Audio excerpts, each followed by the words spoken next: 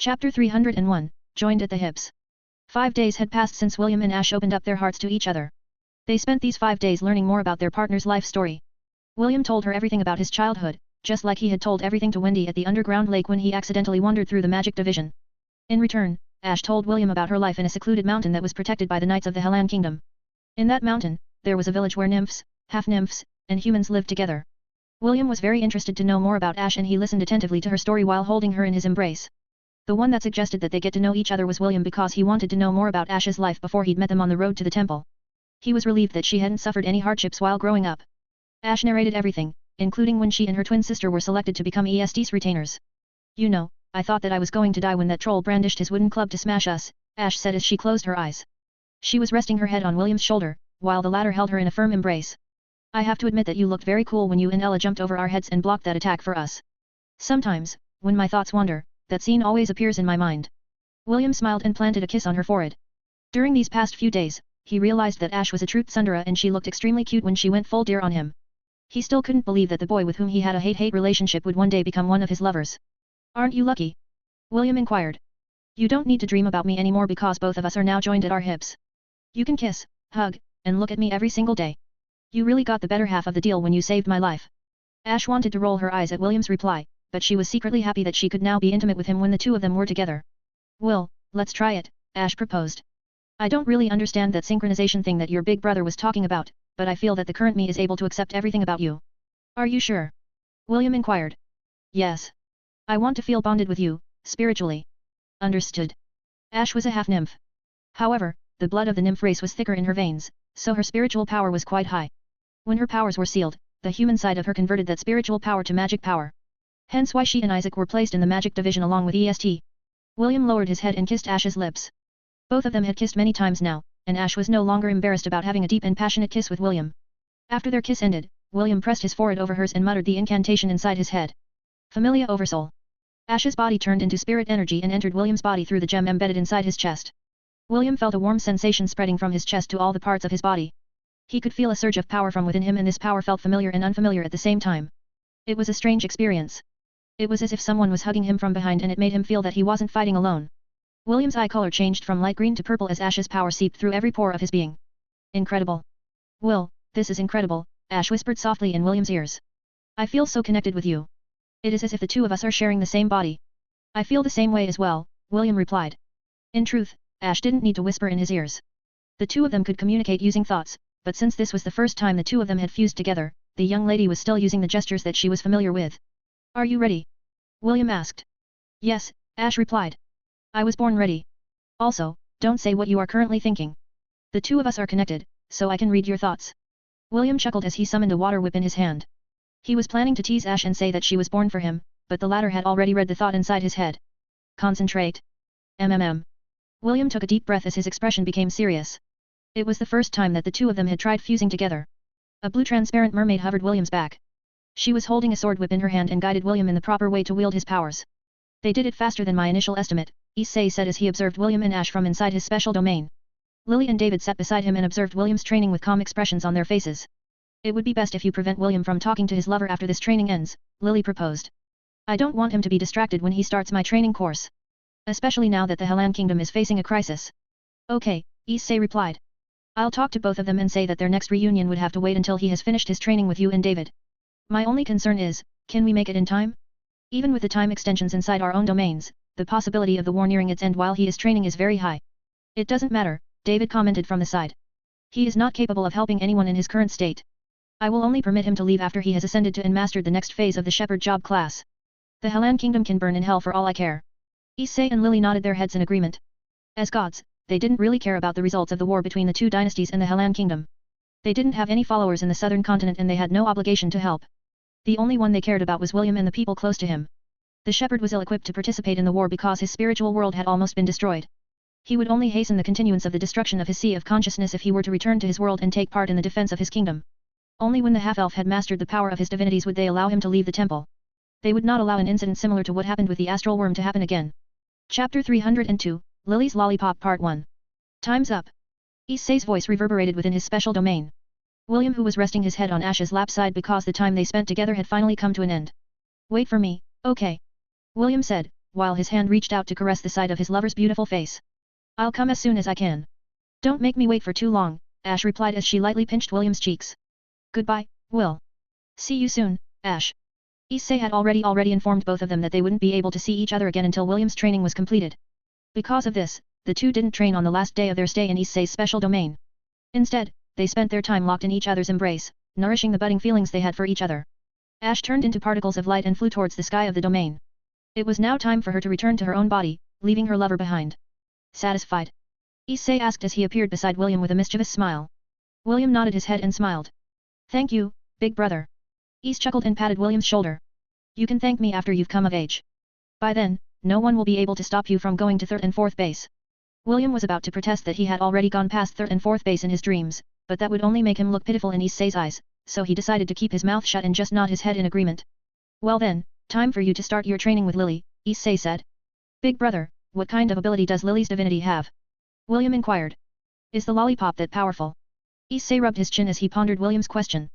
Truth be told, he had no idea what Lily's divinity could do. Issei and Lily were both new generation gods, but their fields of expertise were different from each other. Issei's divinity allowed William to control an entire army under his command. As for Lily's divinity, Issei shuddered when a sudden thought came to his mind. Even he, as the harem god, had only thought of the little lowly goddess as a support-type goddess. Someone who would stay at the back and cheer for everyone to do their best during times of need. However, hidden underneath that cute and childish facade was a goddess that had many followers under her wing. If Issei was to rate the powers of the gods based on the number of believers they had, Lily's powers would be in the middle tier of the pyramid. I'm not sure how strong Lily's divinity is, Issei admitted. However, it will be best if you don't underestimate its potential. Remember, a divinity is something that you can't measure based on appearance. Although a lollipop might not be as intimidating as a sword, its uses may surprise you when push comes to shove. William nodded his head in agreement. Issei's divinity had brought him a lot of benefits. It was quite unfortunate that he could only use 30% of its power right now. Suddenly, a pink portal appeared in front of William. Big brother, let's go. Lily popped out of the portal and grabbed William's hand. Your training begins now. The lowly goddess winked at Issei before dragging William into her domain. The harem god only smiled and bid his goodbye to William, who was now about to start another round of divinity training. Lily stood in front of a whiteboard, wearing glasses and holding a wooden stick in her hand. She was like a little girl doing her best to look like an adult professor, and failing miserably because of how adorable she was. Did you fall in love with me, big brother? Lily adjusted the glasses on her face and gave William a serious stare. Maybe a little bit, William replied with a smile. Right now, he didn't care whether the image that he had seen using the glasses that Gavin had given him back then was real or not. Lily had always been there to support him. Regardless of her true form, William decided to accept Lily as she was. These were his honest feelings and Lily could see it as well. Big brother is getting good with words, Lily smiled sweetly. Are you planning to add Lily to your harem? No, William answered in a heartbeat. Although Lily is good, I will have to pass. Brother Issei told me that an F.B.I god exists. I don't want to go to jail. Jail is just another room, big brother, Lily shook her head in disappointment. You may have the money, wealth and love of every person in your world, big brother, but, if you don't have a Lily then your life will be incomplete. No Lily, no life. Lily then gave William a thumbs up that made his liver itch. William rested his chin on the palm of his hand as he grinned at the lowly goddess that was coaxing him to commit a crime. I'll only consider legal Lolas, William replied. Like one of those 100-year-old vampires that never age. Vampires are too mainstream, big brother, Lily giggled. Dwarves and halflings are always an option. Also, they are very loyal creatures. So, please do consider them, all right. William could only shake his head helplessly as Lily cleared her throat to continue her explanation. Now, let's have a serious talk about the divinity that I gave you, big brother, Lily said with a serious expression. Tell me everything you know about my divinity. William straightened his posture before he narrated the experiments that he had done in the past using the lollipop inside his sea of consciousness. Although he had the appraisal skill, the abilities of the divinity was still a mystery to him. Right. Lily nodded her head. My divinity doesn't only work on girls, but boys as well. Age is also not a factor. Even adults can gain benefits from eating the lollipops you create. Lily wrote a few things on the whiteboard in order to properly explain the effects of her divinity. Big brother, right now, the only lollipop that you can create is the pink lollipop, Lily explained while tapping the words pink lollipop written on the whiteboard. What this lollipop does is remove harmful status ailments from a person's body. You can even say that it is an all-purpose cure for lesser maladies, spells, and poison. I don't know if you were aware of this or not, but the pink lollipop can also cure the common cold. This is, also, why Eve hasn't ever gotten sick. William was pleasantly surprised by this discovery. He never thought that the pink lollipop that he had given to the kids in Lawn had such an amazing ability. Chapter 303, Lily's Lollipop Part 2. Just like the lollipops in your world, big brother, my lollipop comes in different colors as well, Lily tapped the whiteboard with her wooden stick as she continued her explanation. The red lollipop serves as a healing potion, while the blue lollipop is similar to a mana potion. Lily had a teasing smile on her face as she watched William's expression change the moment she explained the effects of each lollipop that William could create using her divinity. After her explanation, she raised her chin arrogantly and placed both of her hands on her waist. Now, do you see how powerful my divinity is, big brother? I bet you didn't expect that it wouldn't lose to Issei's King's Legion. You're right, Lily. I think I will never look at a lollipop the same way again. Fu. It's quite unfortunate that you are not my follower, big brother. If you were, you could easily rule the world by using the high-tier specs of my lollipops. Lily bragged. Do you regret not making me your patron god? William scratched his cheek, but didn't reply to Lily's inquiry. He knew that the lowly goddess was just teasing him. Although Lily's divinity far exceeded his expectations, he didn't regret choosing Gavin as his patron god. After all, the life he had right now wouldn't be the same without Gavin's blessing. After Lily's explanation, William was now aware that he could create 11 different lollipops with different abilities. Red, Health Potion. Restores 100 hit points. Orange, Grease. Covers the ground with slippery grease in a 2-meter square radius from where the lollipop lands. Yellow, Knockback. Gains the ability to push targets away by 2 meters, regardless of size. Green, Acid Spray. Fires a spray of acid from the tip of the lollipop that travels up to 10 feet from the caster. Blue, Mana Potion. Restores 100 mana points. Indigo, Magic Missile.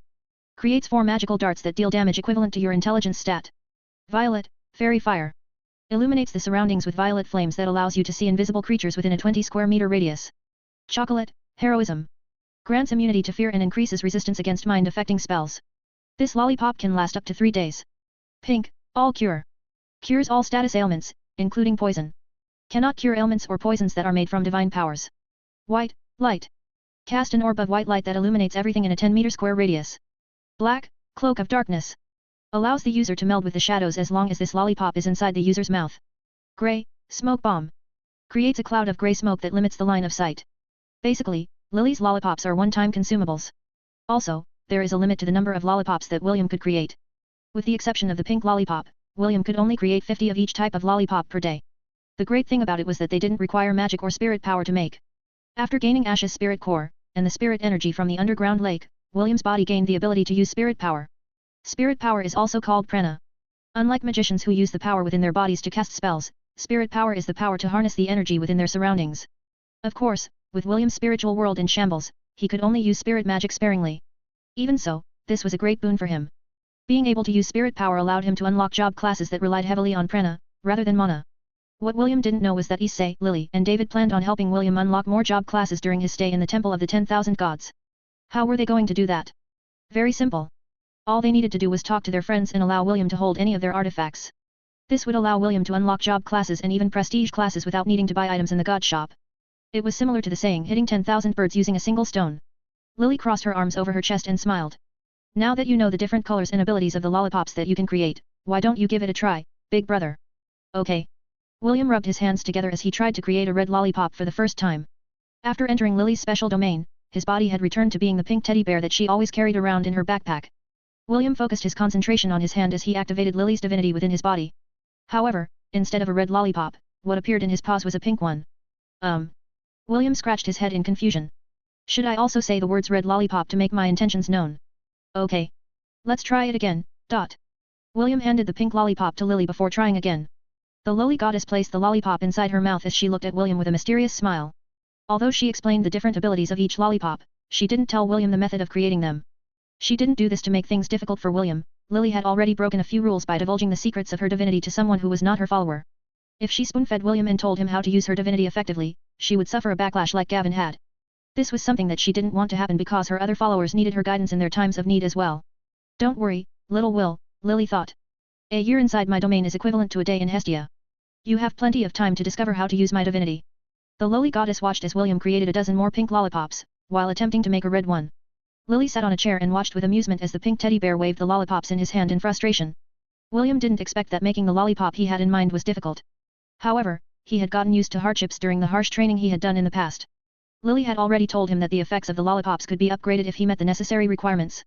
Right now, the power of William's lollipops were equivalent to low-tier spells.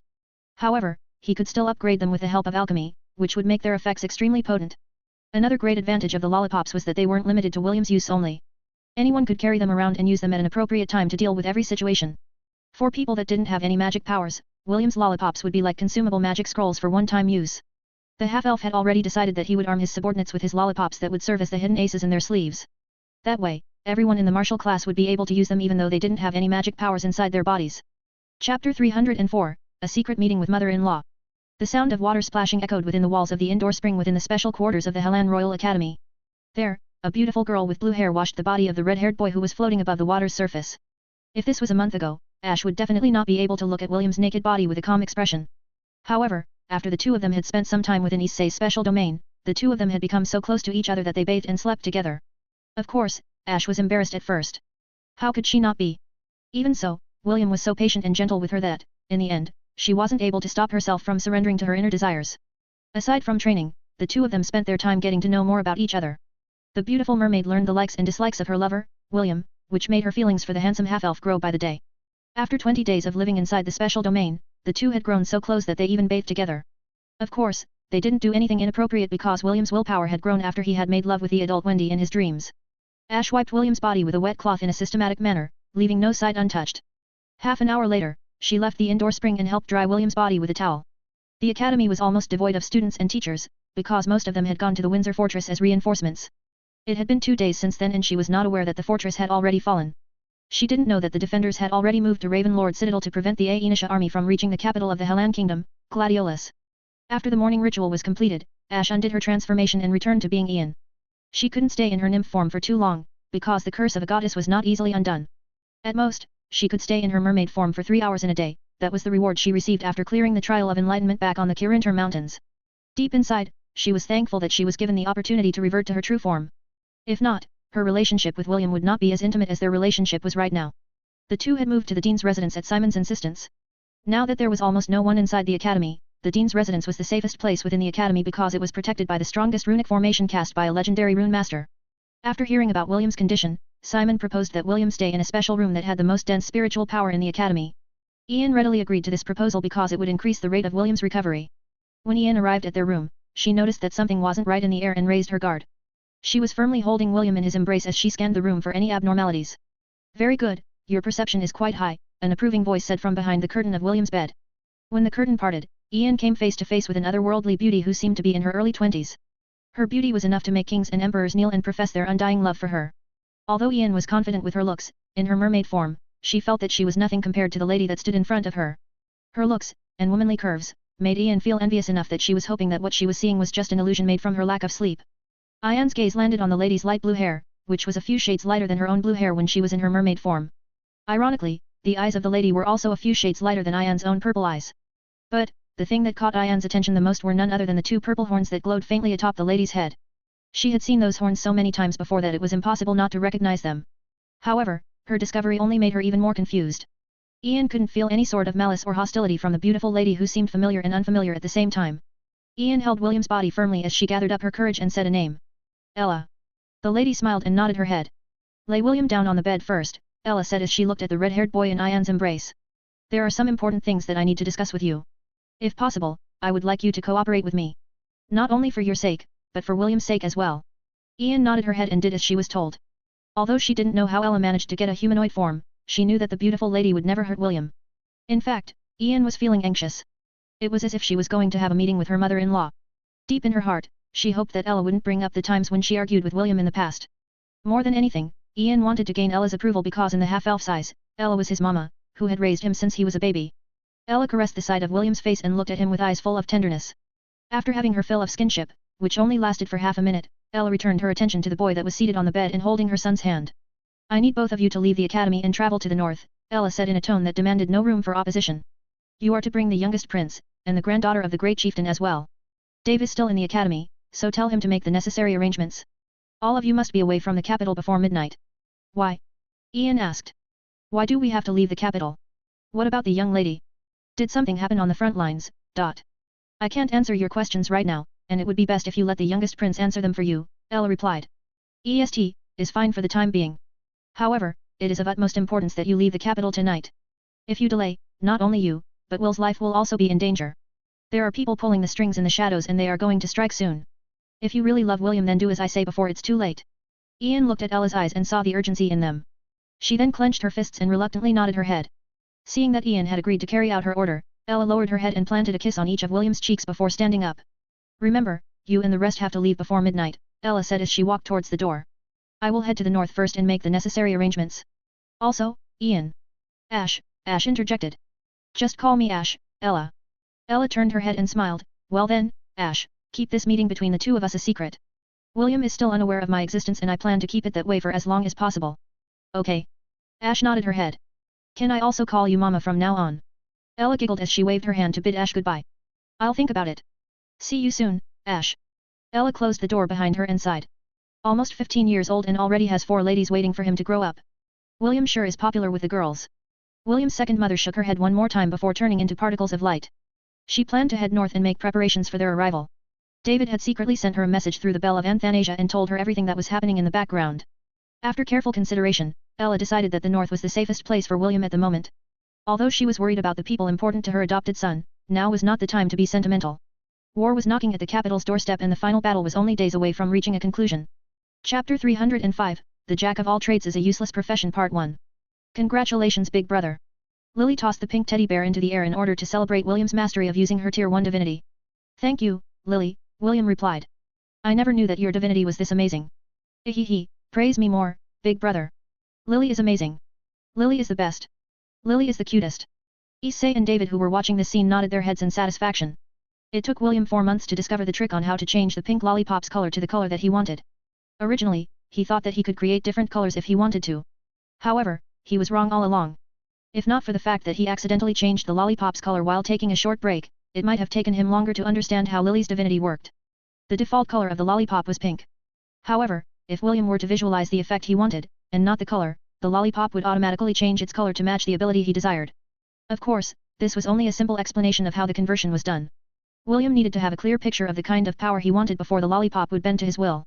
After learning the trick, William used each of the lollipops in order to understand how their powers worked. The red, blue, chocolate, pink, and black lollipops either had to be consumed, or at least be inside William's mouth, to take effect. The orange, yellow, white, and grey lollipops had to be thrown and used as projectiles in order for them to take effect. Lastly, the green, indigo, and violet lollipops needed to be used as wands in order for their spells to activate. After mastering the power of the lollipops, William used his remaining days to create thousands of lollipops and kindly asked Lily to send them to his mailbox using the God Shop mail. Lily happily agreed to William's request because the boy had taken his time to master the use of her divinity. William sighed after he discovered that the power of Lily's lollipops could still be upgraded using alchemy. He couldn't practice alchemy in his current state because he would need to use magic power in order to power up the yin-yang cauldron, replica, that he received from the alchemist god. Since that was the case, he just focused his attention on creating as many lollipops as he could every day. Since every color had a daily limit, William would spend his remaining time sparring with Lily inside her special domain. Originally, William underestimated Lily because he thought that the little loli was only a support-type goddess. When the goddess activated the power of her divinity, William found himself on the receiving end of Lily's divine burst which was called Lovely Merry-Go-Round. The lowly goddess summoned an army of toys that beat the crap out of William, and made him realize that you cannot judge a god or goddess by their looks. When William finally left Lily's special domain, the 3 gods took him towards the stalls of the gods that they were closest to. Their intention was to help William acquire job classes without too much hassle. William became ecstatic when he heard Issei's, David's, and Lily's suggestion. If he were to touch some godly weapons and artifacts, wouldn't that give him the chance to acquire rare job classes and even some, hard-to-come-by, prestige classes? Who are we going to visit first? Lily asked as she carried William close to her chest. Let's visit Lug's stall first, David said with a smile. He and I are good friends, so he might allow William to touch one of his artifacts to help him gain a job class. Lug? He's a good guy, Issei nodded his head in agreement. William, who was being carried like a teddy bear, asked Lily what kind of god Lug was. Lug is one of the blacksmith gods in the temple, Lily replied.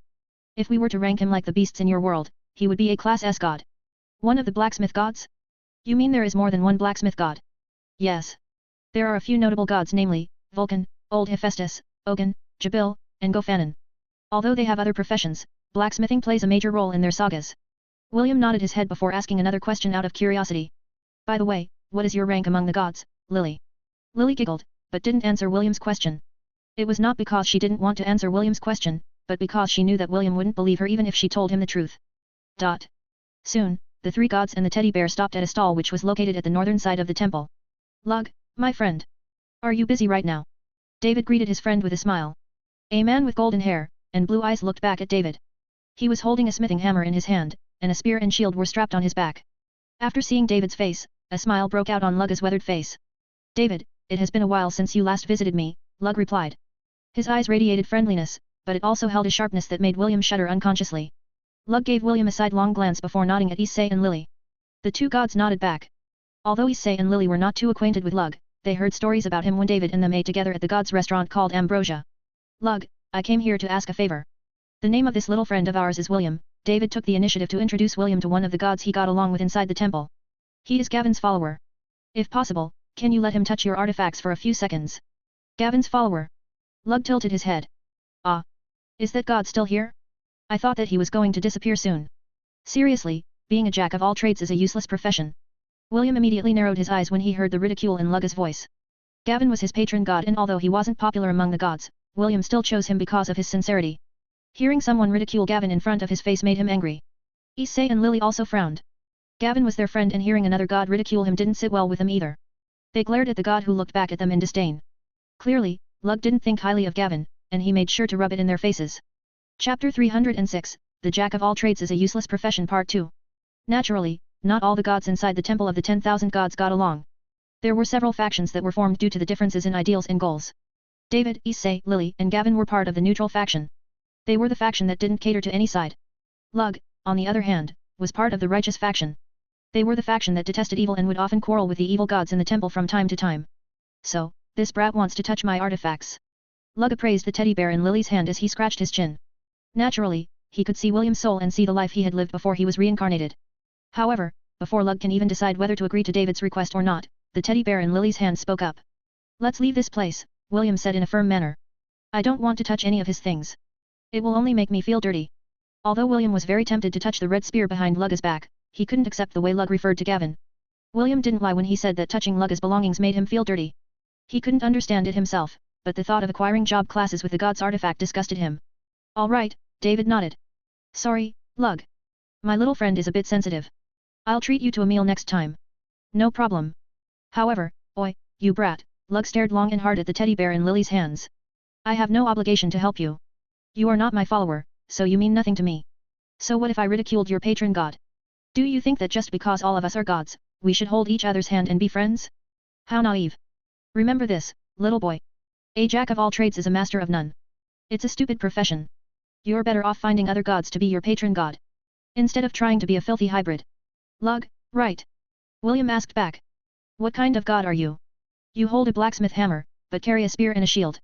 Are you a blacksmith or a warrior? I think it's about time you clearly thought about what your real profession is. William's anger rose up inside his chest as he stared back at the god who thought too highly of himself.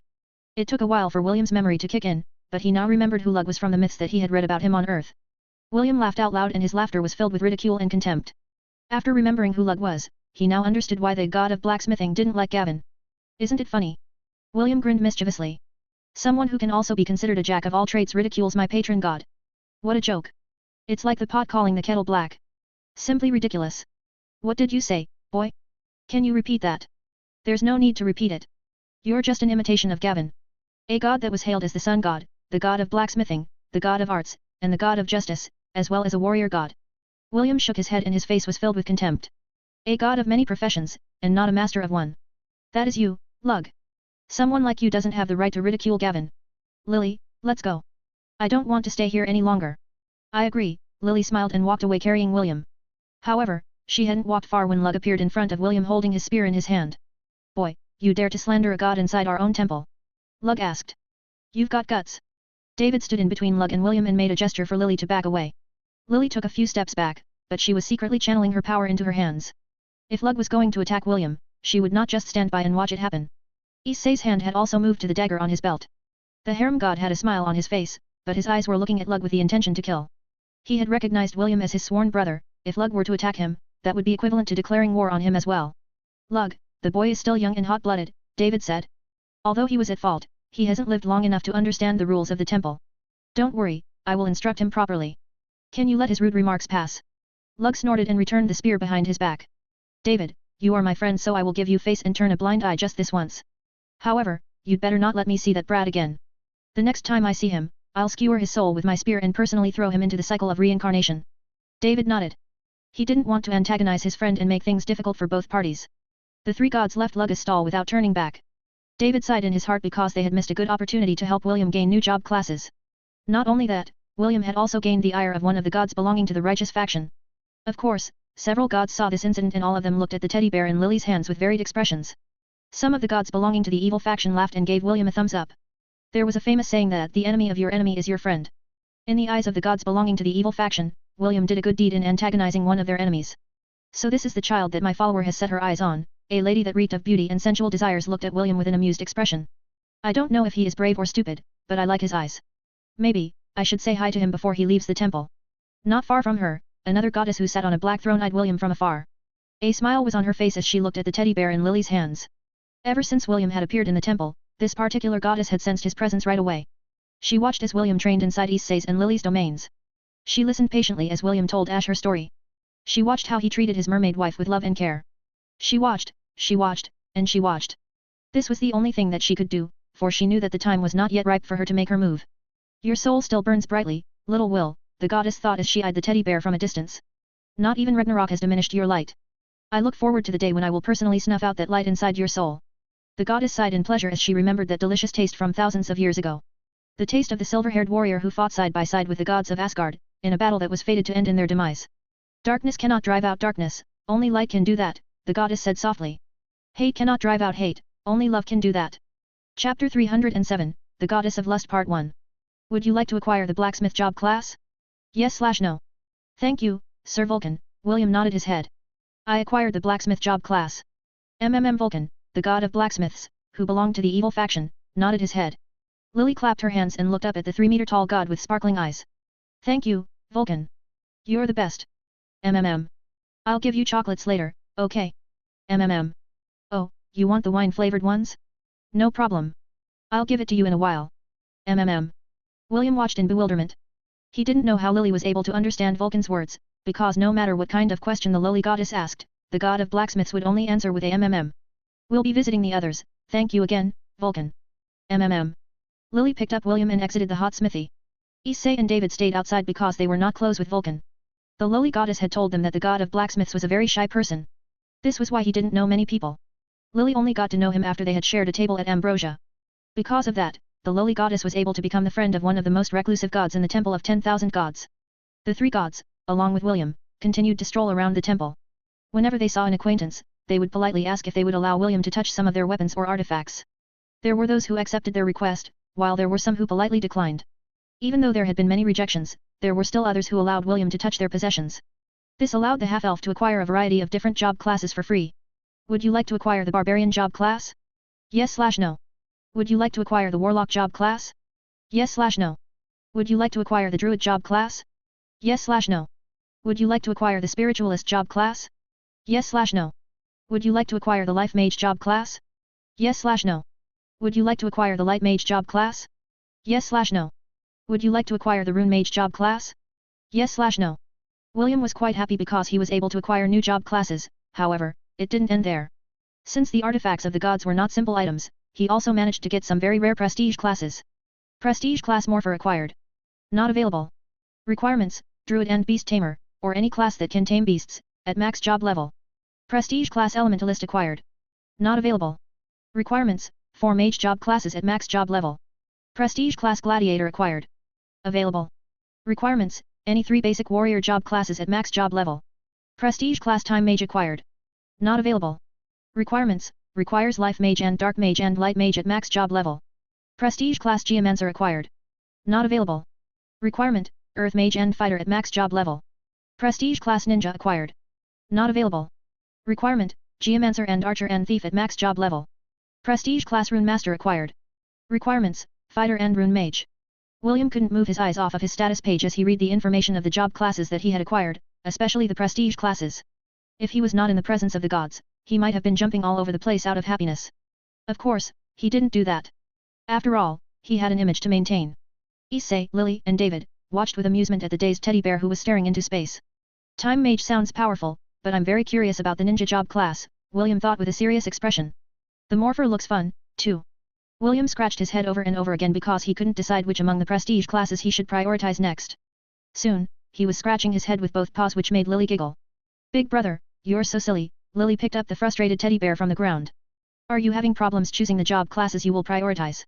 Yes, William replied and sighed in his heart. All of them are so good. I can't decide which I should choose first. While Lily and William were having a conversation, a seductive chuckle suddenly reached their ears from behind. Oh, my! Such a cute teddy bear you have there, Lily. A beautiful lady, who seemed to be in her mid-twenties, walked towards them with a sweet smile on her face. Her long reddish-brown hair, that was arranged in a princess-style braid that rested behind her back, glistened from time to time, highlighting her beautiful appearance. She walked just like a supermodel and William's gaze locked onto her sensuous body by itself. William gulped as the beautiful goddess stopped 2 meters away from Lily.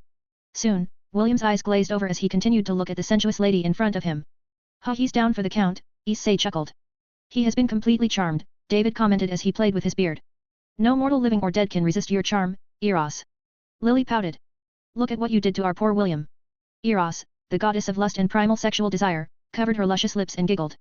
Her charming blue eyes looked at her acquaintances in a mischievous manner. "Don't be like that, Lily. I haven't even used my divinity on the boy. This is just who I am, it can't be helped." "I know that." Lily sighed as he shook the infatuated teddy bear, who was looking at Eros as if she was the love of his life. "Big brother, snap out of it." Lily kept on shaking the teddy bear, but it was of no use. The charm of the goddess of lust was the most powerful charm in the multiverse. Even the goddesses of love and beauty paled in comparison to her ability to charm people. "Eros, make Big Brother snap out of his daze," Lily said while placing her right hand on her hip. "Don't bully him. I know that you guys have been training him inside the temple." Eros smiled as she patted Lily's adorable head. "How about you leave him with me for a few days as well? I'll help train him as well." Lily tilted her head, but she didn't reject Eros' offer. She knew that if William trained with her, the possibility of the half-elf getting charmed in the mortal world would be near impossible. "I think it is a good idea," Issei commented from the side. He then looked at David who was standing beside him. "You are supposed to be William's next instructor, so you have the final say on this matter." David played with his beard and looked at the unresponsive teddy bear in Lily's hands. After careful thought, he firmly nodded his head and gave his approval. "William is still young and bound to be led astray if someone were to use a very powerful charm skill on him," David said with a smile. "Eros, can you promise me that he will be immune to charm and other mind-affecting spells after you finish your training with him?" "Well, I don't know about other mind-affecting spells, but I can guarantee that after my training, he will have a very high resistance against charm spells," Eros replied. "I swear this upon my divinity." The 3 gods nodded their heads in recognition of Eros' oath. When the gods made an oath using their divinity, it meant that they would keep their promise till the end of time. "All right." David looked at the sensuous beauty in front of him without batting an eye. "We will leave William to you for a few days. Please, return him to us in one piece." "I will." Eros nodded. Issei, Lily, and David had an idea why Eros had approached them. Since they had been watching over William, naturally they also knew the identity of the people he had recently interacted with. After bidding the 3 gods goodbye, Eros embraced the still dazed teddy bear close to her chest, as she walked towards her palace. What she didn't know was that a certain god was sneakily following her from behind. In his hands was a box. A box that would even make the goddess of lust flee in fear at the mere sight of it. And what he planned to do with the box was... Chapter 308, The Goddess of Lust Part 2. Eros continued to walk, carrying the teddy bear like a baby, until she reached the entrance of her palace. However, she didn't enter right away. Instead, she turned her head to look behind her and smiled. "I didn't know that the god of contracts had a hobby of stalking the goddesses of the temple," Eros said in a teasing voice. "Tell me, Sankas, to what do I owe the pleasure of this visit?" Sankas grinned as he walked towards the goddess of lust in a carefree manner. His hands were behind his back to prevent Eros from seeing the box in his hands. When he was only a few meters away from Eros, he stood perfectly still and spoke his mind. "Eros, I need to ask a favor from you. I'll listen to your request first before giving my answer." When Sankas moved the box in front of him, Eros unconsciously flinched. Her primal instincts were telling her to run away. Eros knew then and there that whatever was inside the box in Sankas' hands was not a good thing. "Please wait. I don't mean any harm," Sankas cried out in alarm when he saw that Eros was about to flee towards her palace. "Let's talk. I promise I won't open the box." Eros eyed the god of contracts and remained where she stood. However, she kept her guard up and was prepared to flee inside her palace the moment Sankas pulled anything on her. Seeing that Eros was on guard against him, Sankas sighed in his heart. He decided to put his plan on hold and decided to compromise for the time being. "I just came here to tell you that, after you finish your training with William, I would like to have a private talk with him," Sankas said. "I promise I won't do anything to harm the boy. I just want to talk to him without Issei, Lily, and David finding out. That is all I ask." Eros frowned. Sankas was one of the gods that belonged to the neutral faction, so he was not her enemy. Even so, the thing that was inside the wooden box was making her feel like her life was in danger. Sankas holding the box in front of himself was akin to him pointing a gun at Eros, while having a friendly negotiation. In the end, the goddess reluctantly nodded her head, but added a condition. "Swear upon your divinity that you will not harm the boy in any way during your private meeting," Eros stated. "He is currently under my protection and I don't want Issei, Lily, and David to hold me responsible for your actions." Sankas hurriedly placed his hand over his chest and made his pledge. Although he didn't achieve his main objective, this was also a good opportunity to have a talk with William and ask for his cooperation. I need to ensure that I pass Donger to him without anyone finding out, Sankas thought as he made his pledge to Eros. After making his pledge, he walked away since Eros had already agreed to his request. The goddess of lust watched the god of contracts leave with a guarded stance. Only after Sankas disappeared from view, did she enter her palace in a hurry. It was forbidden for gods to fight inside the temple, but occasional brawls broke out every now and then. Naturally, these gods were punished and had to pay monetary compensation for the damages they had caused. They would also enter the god prison for a few years in order to give them some time to cool down and prevent their arguments from escalating. When Eros was finally inside the safety of her inner palace, she looked at the teddy bear who was still looking at her as if she was his lover. The corner of the beautiful lady's lips curled up as she opened her special domain. After entering the domain, along with William, the goddess of lust kissed the teddy bear's lips, which made the latter twitch. Soon, the body of the stuffed toy glowed and William appeared in his half-elf form. Using the power of her domain, she transformed the teddy bear's body into a near-perfect replica of the red-headed boy's body. William breathed out a sigh of pleasure when Eros caressed the side of his face. "Congratulations, William, it seems that my devout follower had set her eyes on you," Eros said with a sweet smile. "Unfortunately, the way you are now, you are incapable of staying by her side. What my cute daughters need is someone who won't fall prey to their powers. We need to ensure that you can protect yourself from their charms. Do you understand?" "Yes," William replied absent-mindedly. Eros chuckled and planted a kiss on William's forehead. As soon as she did that, the charm spell that had taken hold of the boy's body was immediately dispelled. William blinked once then twice before looking at the beautiful goddess in front of him. He then flipped his hair and raised his chin in arrogance. "My lady, I know that I am handsome, but using charm on me is against the rules," William said. "You can have my body, but you can never have my heart." Eros giggled as she eyed the arrogant half-elf in front of her. She then smiled mischievously as she lowered her eyes to look at William's lower half. "Well, I'm not really interested in your heart," Eros chuckled. "But, will your little boy down there really be enough to satisfy this goddess?" "I'm afraid not." The corner of William's lips twitched when he saw the seductive goddess look at his little Will with interest. "Stand down, boy," William ordered his junior to not raise his head in defiance. He knew that the goddess in front of him was very powerful because she was able to charm him right off the bat. "My lady, who are you? Where am I? Where are Issei, Lily, and David?" William threw a barrage of questions while keeping his eyes fixed on the goddess' chest. "What are you planning to do to me?" "Oh, my, so many questions at once.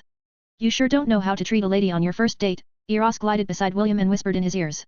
"My name is Eros and I am the goddess of lust."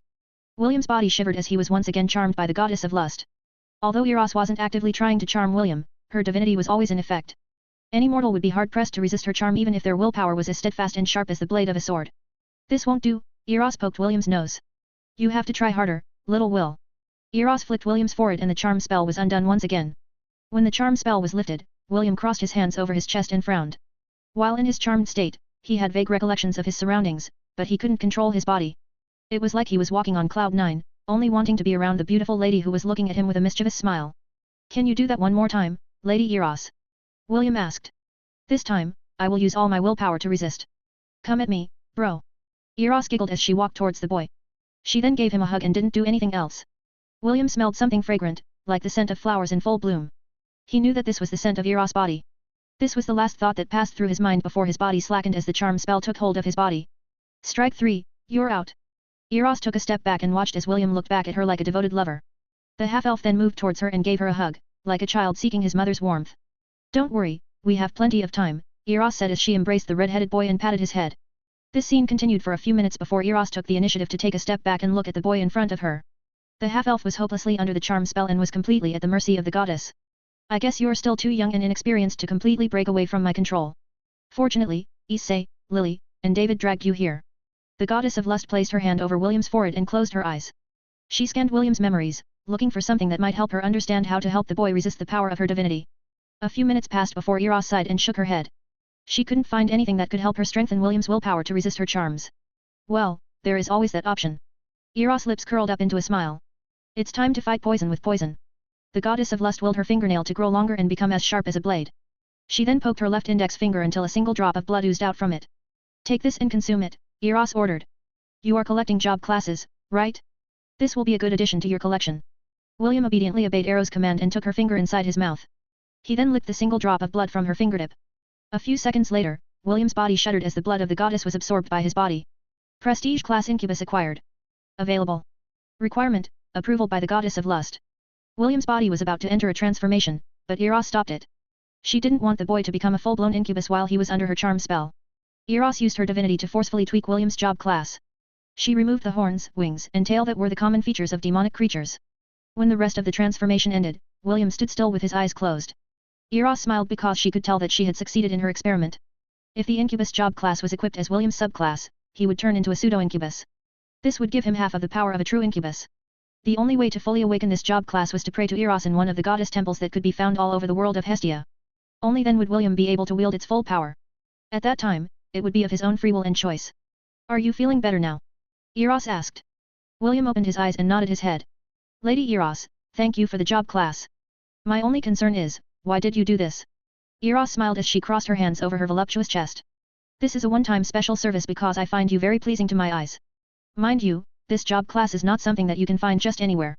Only those that have gained my approval can become an incubus. Who knows?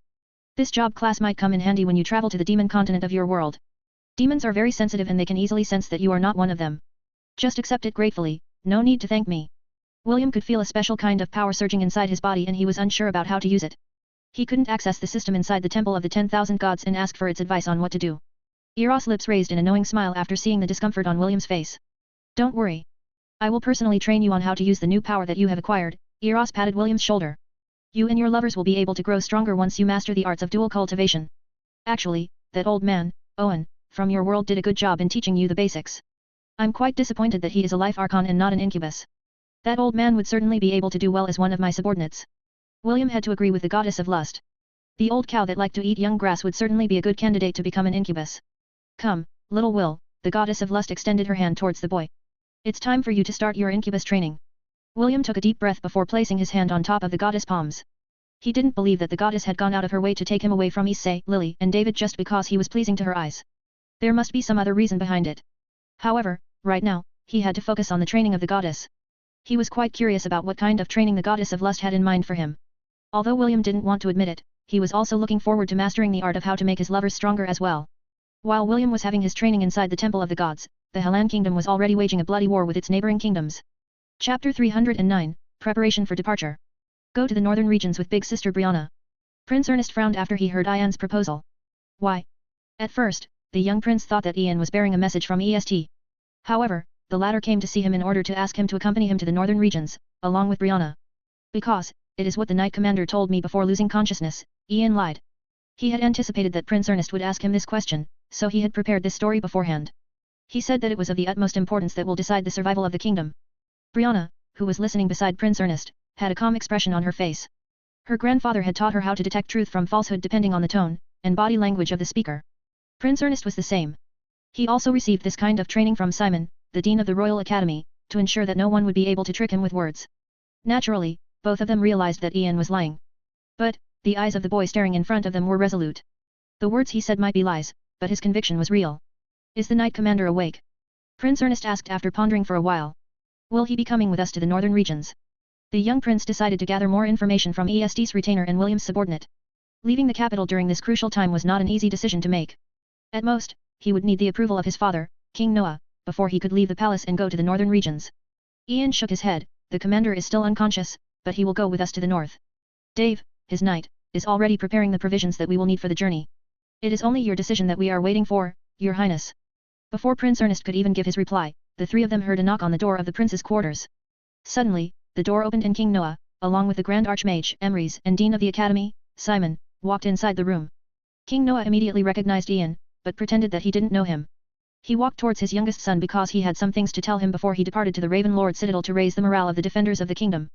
Prince Ernest, I know that this might be sudden, but the Dean will accompany you to our summer villa in Wild Vane, King Noah said. Your Majesty, may I know why I must leave the capital? Ernest asked. He could tell that his father seemed anxious and it made him feel as if something bad was going to happen. King Noah sighed before patting his youngest son's shoulder. It's not safe in the capital. You will be leaving via a secret tunnel and head to Wild Vane with the Dean. Wait for me to call you back to the capital. Until then, hide there and stay as low-key as you can. Prince Ernest glanced at Ian who was kneeling in front of the king as per the duties of a knight of the kingdom. How about I go to the Kirinter Mountains? Prince Ernest proposed. Big Sister Brianna is feeling homesick and it might be good to stay there for a while. What do you think, Your Majesty? The northern regions. King Noah frowned, but it only lasted for a brief moment. He then glanced at Brianna who was standing beside Prince Ernest and nodded his head. I think this is a better idea. Simon, I'll leave the arrangements to you. Keep the prince safe. As you command, Your Majesty, Simon bowed. King Noah gave Prince Ernest a light hug before leaving the room. Although it was still noon, he needed to prepare for his departure to the front lines as soon as possible. Your Highness, I will take my leave to prepare the things we will be needing for our journey, Simon said. He was about to leave the room when Prince Ernest stopped him from leaving. Master, please, listen to what I have to say first, Prince Ernest stated. Knight Ian from the Anglo-Ryan War Sovereign is already making the necessary arrangements for our trip to the northern regions. The Knight Commander will also be accompanying us on this journey. It will be best if we coordinate with them, so that we can leave as soon as possible. Simon glanced at Ian and the latter nodded his head in acknowledgement. The Dean of the Academy was very familiar with ESD's retainer and knew that he could be trusted. Very well. Simon nodded. I have a feeling that the three of you were already planning to leave the capital before the king and I arrive here. Since that is the case, then let us just go together. When can we leave, Sir Knight? 2 hours from now, Your Excellency, Ian replied. We will come to pick up the prince as soon as we have finished our preparations. Simon nodded and told Ian to return after 2 hours. He still needed to tie up some loose ends before their departure to the northern regions. Prince Ernest and Brianna, on the other hand, started packing their clothes. Although Prince Ernest felt sad to leave the capital, he knew that his father wouldn't tell him to go unless there was a good reason behind it. Meanwhile at the stronghold facing off against the Zealand dynasty. The battle had just ended, but it wasn't a full-blown battle. The Zealand dynasty wasn't too keen on having a direct collision with the Hellan defenders because they had received a report that the forces of the Aenisha dynasty had already broken through another fortress and were on their way towards the capital of the Hellan kingdom. Unlike the Ant army, which numbered in the millions and could be treated as cannon fodders, the great general of the Zealand dynasty, Raknal Hakim Aif, cared for the warriors and the Minotaur race who served as their guardian beasts. He was just waiting for the defenders of the fort to divide their forces to reinforce their capital before going in for the kill. That way, he could minimize the losses of his army and move towards the capital of Gladiolus unhindered. James and Lawrence stood on the ramparts with serious expressions on their faces. They had also received news from the capital that their forces were now congregating at Ravenlord Citadel. Lawrence, take the other archmages and reinforce His Majesty in defending the citadel, James said after careful consideration. Leave the fort to me. I'll stall for your time. Lawrence glanced at his old friend and nodded his head. The old fox of Griffith understood that, even if they stayed here and defended the fort, it would be all for naught if the capital fell. His only concern was whether James would be able to resist the assault of the Zelenian army once they left their posts. Don't worry. I can manage. James patted his friend's shoulder. Make haste. We don't have much time. Don't die on me, you old coot, Lawrence replied as he patted James' shoulder. We still need to talk about our grandchildren's affair. James smiled and nodded his head. Although William had already told him that he had no intention of marrying Rebecca, he still kept mum about it in order to give Lawrence some face. An hour later, half of the defenders including all of the archmages left the fort in order to arrive at Ravenlord Citadel as soon as possible. The defenders that were left to defend the fort all had determined expressions on their faces. They had already resolved themselves to die in order to protect their kingdom from the invaders who planned to conquer their lands. James grinned as he faced the opposing army in the distance. Now that the troublemakers were gone, it was time for him to negotiate with the great general from the Zealand dynasty. The overlord of Lant may not like the current royal family, but he still cared for the citizens of the kingdom. I hope that the old executioner accompanied his son to battle. James narrowed his eyes as he looked at the mighty army across their fortress walls. Reaching a compromise will be easier if he's there to mediate the negotiation. I just need to dangle a bait good enough that he won't be able to resist. James had already prepared the bait for his old acquaintance. The only question was whether the person he was looking for was with the Zelenian army or not. Chapter 310, Good things should belong to the family. General, there is movement from the fortress, a captain of the Zelenian army reported. The gates are opening. Raknal Hakim Aif, the divine champion of the Zealand dynasty, frowned when he heard the report. Even so, he walked out of his tent and stood at the front of the army to see what the Hellenians were up to. His short, dark brown hair swayed in the wind as he gazed at the battlefield. Using his enhanced vision, he saw a man with grey hair, along with 2 other men, walk out of the gates of the fortress and start to walk in the direction of the Zelenian army. One of the men was holding a blue flag in his hands, which meant that they wanted to have a dialogue with them. This was very common, especially during war times, when 2 armies were about to have a life-and-death battle. Now, this is interesting, an old man said as he stood beside Raknal. It's been years since I've seen this bastard. Looks like he still has a few good years left in him to be able to remain in this world. To everyone's surprise, the old man started to walk, with the help of his walking stick, towards the 3 men, who had stopped in the halfway point between the Hellan fortress and the Zelenian army. Raknal sighed as he followed behind the old man. Some of the captains wanted to follow them, but Raknal waved them off telling them that he and the army's strategist would handle the matter on their own. A few minutes later, James, Damien, and Gideon faced off against the old man, and Raknal, at the center of the battlefield. Both sides stood a few meters away from each other and eyed one another with calm expressions on their faces. After a few minutes, the old man walked towards James until he was only a meter away from him. Suddenly, the stick in the old man's hand turned into a short spear. Without any warning, the old man thrust the spear straight towards James' chest with the intention of piercing his heart. At least, that was what should have happened, but a powerful hand held the blade of the spear in a firm grip, preventing it from hitting its target. It's good to see that you are still a hale and hearty old geezer, James said with a smile. I thought you had already kicked the bucket. The old man snorted as he glared hatefully at James. How can I die when I know you're still alive? I'll only be able to leave this world in peace on the day I spit on your corpse. Well, I don't plan on dying anytime soon, James replied. Do your best to live for a century, you old fart, maybe then you'll get the opportunity. The old man transformed the spear back into a walking stick and stood perfectly straight. He was like a general on the battlefield that was about to lead his troops to battle. So? Are you here to offer your unconditional surrender? The old man, who was notoriously known as Old Executioner by the Zelenian army, asked. His name was Hugo Aokil, the father of Ragnall, as well as the father of James' wife, Urza. Naturally, he hated James with a vengeance. It was because he wasn't there when his beloved daughter Urza. Seeing the hostility on the old man's face, James couldn't stop himself from sighing in his heart. He knew that the AF family wanted him dead, much more than Aramis wanted him dead. His in-laws were a martial family through and through and had been generals in the military ever since the Zealand dynasty was founded. James had a hard time making them agree to his proposal to marry Urza many years ago. The overlord of Lant willed the painful memories to go to the back of his mind as he focused on the two people in front of him. He knew that since Hugo was here, their chances of reaching a compromise had succeeded by half. Are you mute? I told you to speak. Hugo glared at James, who was reminiscing about the past. James cleared his throat before answering. I came here to tell both of you not to attack the fortress for a few days. I know that you have already received news that the forces of the Aenisha dynasty have broken through Windsor Fortress and are currently on their way towards the capital. Since you already knew that, then why are you still here? Hugo inquired. Shouldn't you go back as well and act as reinforcements to your king? Why should I go and help him? James asked back. The king exiled my son, Morgan, from the southern continent. I have no reason to help him. Do you really think I'm stupid? Hugo snorted. Tell me the real reason why you are asking us not to attack. Now that your archmages are gone, at most, it will only take us 2 days to break the walls of your fortress. If I get lucky, I might even get the chance to spit on your corpse after we burn your kingdom to the ground. James smiled as he crossed his arms over his chest. In order for a new king to sit on the throne of the kingdom, the old one must be disposed of. This war is the perfect opportunity to wipe out the lineage of the royal family. When they're gone, the throne will be up for grabs. Oh, so you plan to stage a civil war? Hugo sneered. I knew that you were a bastard, but I never knew that you were a traitorous bastard. I plan to make my son, Mordred, the new king of the Hellan kingdom, James said with a smile. Good things should belong to the family, isn't that right? Hugo and Ragnall narrowed their eyes. Both of them weren't stupid and immediately understood what James was hinting at. The father and son pair exchanged a glance before looking back at James with serious expressions on their faces. How confident are you? Hugo asked. As long as the private army of the AF family moves, then the chances of success are 80%, James answered without batting an eye. 80%, Hugo muttered. So you mean to say that we will play fishermen when the war between the two sides reaches a conclusion, dot. James nodded his head. Although the Zelenian army are warriors that are not afraid to die on the battlefield, the two of us fighting against each other will just create unnecessary casualties on both sides. You already know that even if you reject this offer, you will not get out of this battle unscathed. The overlord of Lant grinned evilly. I'm confident that I can wipe out half of your forces and escape with my life. By then, your shares will be smaller when you divide the Hellan kingdom. Even if what you say is true, so what? Hugo replied. Land is still land, no matter how big or small it is, it will still belong to us. James quieted down and stared at Hugo with disdain. This lasted for a minute before the grey-haired man voiced out his thoughts. Are you sure about that? James asked. I'm sure you already know that someone is pulling the strings from behind. I have a hunch that even if this kingdom was conquered, you and the Aenisha dynasty wouldn't be able to hold it for long.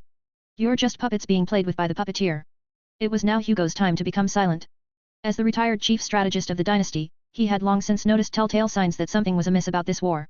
The heads of the clans called out for conquest, and the king readily agreed to start a war. None of this made sense, and Ragnall had already confessed to him that he had misgivings about the orders from the higher UPS. 7 days, Hugo said as he turned his head to walk back towards the Zelenian encampment. Let's talk again in 7 days. Ragnall gave James one last glance before following behind his father.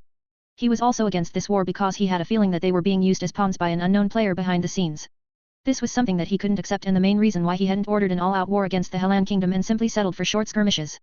Now that James had given them an alternative, both father and son decided to wait a week to see what the outcome of the war between the Hellan kingdom and the Aenisha dynasty would be. If there was a chance to place James' son on the throne as the new king of the Hellan kingdom, Hugo and Ragnall were willing to work with him.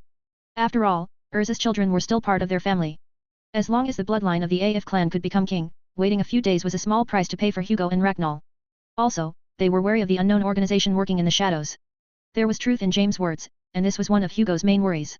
He also thought that, even if the Hellan kingdom fell, their dynasty, and the Aenisha dynasty, would return home with nothing. I hate it when that bastard is right, Hugo cursed as he sat on the couch to rest his old and weary body. The retired strategist knew that if they really were to force a siege against the fortress, they would suffer many casualties on their side. He also didn't want to break all ties with James because that was the promise he had made to his daughter. Fine. Let's wait and see for now. Hugo stared at the ceiling of his tent. It still won't be too late to act after 7 days. Chapter 311, Sancus and William's Fated Meeting Part 1. William looked at the beautiful goddess in front of him with a smile on his face. His eyes glowed with power as his incubus class reached its max level. Because his powers had been unsealed before his battle with Carter. This allowed Eros, the goddess of lust, to teach William how to utilize his newfound powers to their full potential. Just like the special domains that Issei and Lily used to train William, Eros had also taken him to her own domain to be trained. 3 months inside the domain was equivalent to 3 days in Hestia. Aside from training William to resist her charms, Eros also taught him how to wield his demonic powers. The incubus job class allowed William to make and control illusions, enter a person's dream, drain the life force of others, and also a very rare ability that had a chance to copy a person's special skill through love-making. This copying skill was the skill he gained after absorbing the blood of the goddess. Even among the incubi that existed in the multiverse, only a handful had this ability. These were the people that had been personally blessed by Eros to become her champions. Being an incubus wouldn't be complete without the power of seduction. Naturally, William also gained an ability that was similar to charm. This skill was called Kiss of Seduction. However, since he was still a pseudo-incubus, he was unable to use this skill. Unlike the other job classes that he acquired, the incubus job class didn't have any advanced classes. William didn't mind because he didn't have any intention to take the incubus class to a higher stage. For him, being an incubus was no different from being a full-fledged womanizer. Belle had told him that she would only allow him to have 9 wives. Since that was the case, the incubus job class wasn't a good option for him to explore. Still, this class also came with many benefits. It allowed William to gain access to the dual cultivation skill, which allowed him, and his lovers, to gradually become stronger after they cultivated together. It also gave him a plus 100 enhancement bonus to all stats while the incubus job class was equipped. Being an incubus didn't give him immunity to Eros' charm skill. However, William was still able to resist it to a certain extent. For Eros, this was already good enough because even gods would have a hard time resisting her divinity if she unleashed her full powers. Well then, this will be the end of your training, little Will, Eros smiled as she patted the boy's head. Make sure to keep your promise, okay? Thank you, Your Excellency, William replied respectfully. I will keep my promise. Good. It's quite unfortunate that you can't be my follower because you already have Gavin. Even so, make sure to visit my temple after you've come of age. If you don't do that, you'll be sorry. I will keep my promise, Your Excellency. Eros was quite satisfied with William's character. Because of this, she wished that her daughters would pick him to become their lover in the future. Truth be told, Eros didn't train William just because her daughters took a liking to him. The goddess of lust wasn't that generous. All the incubi and succubi in existence were handpicked by her personally. She wouldn't bestow her powers on just any random passerby. Even if William was favored by 4 gods, that wasn't enough for Eros to make her move. If not for the direct order she had received from the most ancient primordial goddess, she wouldn't have a reason to get in touch with the boy. The order of the primordial goddess was simple. Turn William to a pseudo-incubus and train him to resist charm and mind-affecting spells. Because of this order, Eros' interest in the boy was piqued. Since her daughters already had him in their sights, the goddess of lust thought that it would also be a good opportunity to get to know the half-elf. However, after training William for 3 months, she finally understood what kind of boy he was. Eros had a nagging feeling that William would bully her daughters in the not-so-distant future. Because of this, she made William promise her something, and the boy agreed to it. After exiting the domain, Eros suddenly remembered the promise that she had made with the god of contracts, Sancus. William. Are you familiar with the god of contracts? Eros asked. No, William replied. However, I always ask him to preside over the contracts that I make in my world. Eros nodded her head as she looked in the distance. She immediately felt Sancus' presence right after she had left her domain. It seemed that the god of contracts was very anxious to meet with William before he reunited with Issei, Lily, and David. Wait here for a while, Eros said. It seems that the god of contracts wants to meet with you. Eros didn't wait for William's reply before she disappeared from where she stood. She reappeared a few seconds later in front of her palace and faced Sancus, who was standing outside the gates. The goddess of lust waved her hand and the gates opened wide to allow Sancus to enter. Remember, you are not allowed to harm him in any way, Eros warned. If you do something funny, you will definitely regret it. Sancus smiled and nodded his head. I won't harm him. I just want to talk. 15 minutes. I'll only give you 15 minutes. Thank you. Eros moved aside and allowed Sancus to enter her palace. Although she was curious about what Sancus wanted to tell William, the god of contracts wanted a private meeting. Since incubi and succubi also used contracts to bind the oaths of mortals, Sancus was a business partner that she had to get along with. This was why she respected his request and allowed him to meet William. Also, it was a good opportunity to have Sancus owe her a favor. Since the god of contracts had already promised not to hurt William, Eros had no reasons to prevent him from seeing the boy. The goddess that was seated on the black throne frowned, but she didn't make any moves to intervene. Even though she was an ancient primordial goddess, there were certain rules that she had to adhere to in order to keep the peace within the temple of the 10,000 gods. This is just a minor issue, the goddess thought as she continued to observe William from afar. This will not affect the bigger picture. The primordial goddess only cared about the result and not the process. As long as William's current course didn't change, having a few bumps along the way could still be tolerated. Chapter 312, Sancus and William's Fated Meeting Part 2. Little Will, we finally meet face to face, Sankas greeted with a smile. We don't have much time, so I'll cut the long story short. I am Sankas, the god of contracts, and I am very pleased that you always choose me to preside over the oaths that you have made in Hestia. The pleasure is mine, Sir Sankas, William replied. I am also very happy to meet you. The two exchanged a few more pleasantries before Sankas decided to tell him the purpose of his visit. Sankas patted William's shoulder. It was quite unfortunate that I wasn't here in the temple when you arrived. If I was here, I would have also given you a parting gift before you entered the cycle of reincarnation. Fortunately, another opportunity has arrived, so I'm here to give you the gift I wasn't able to give you before. Sankas waved his hand and a wooden box materialized out of thin air. He held it with both hands and presented it before William. Inside this box is an amazing and very powerful artifact, Sankas explained. However, it is currently sealed, so I can't show it to you right now.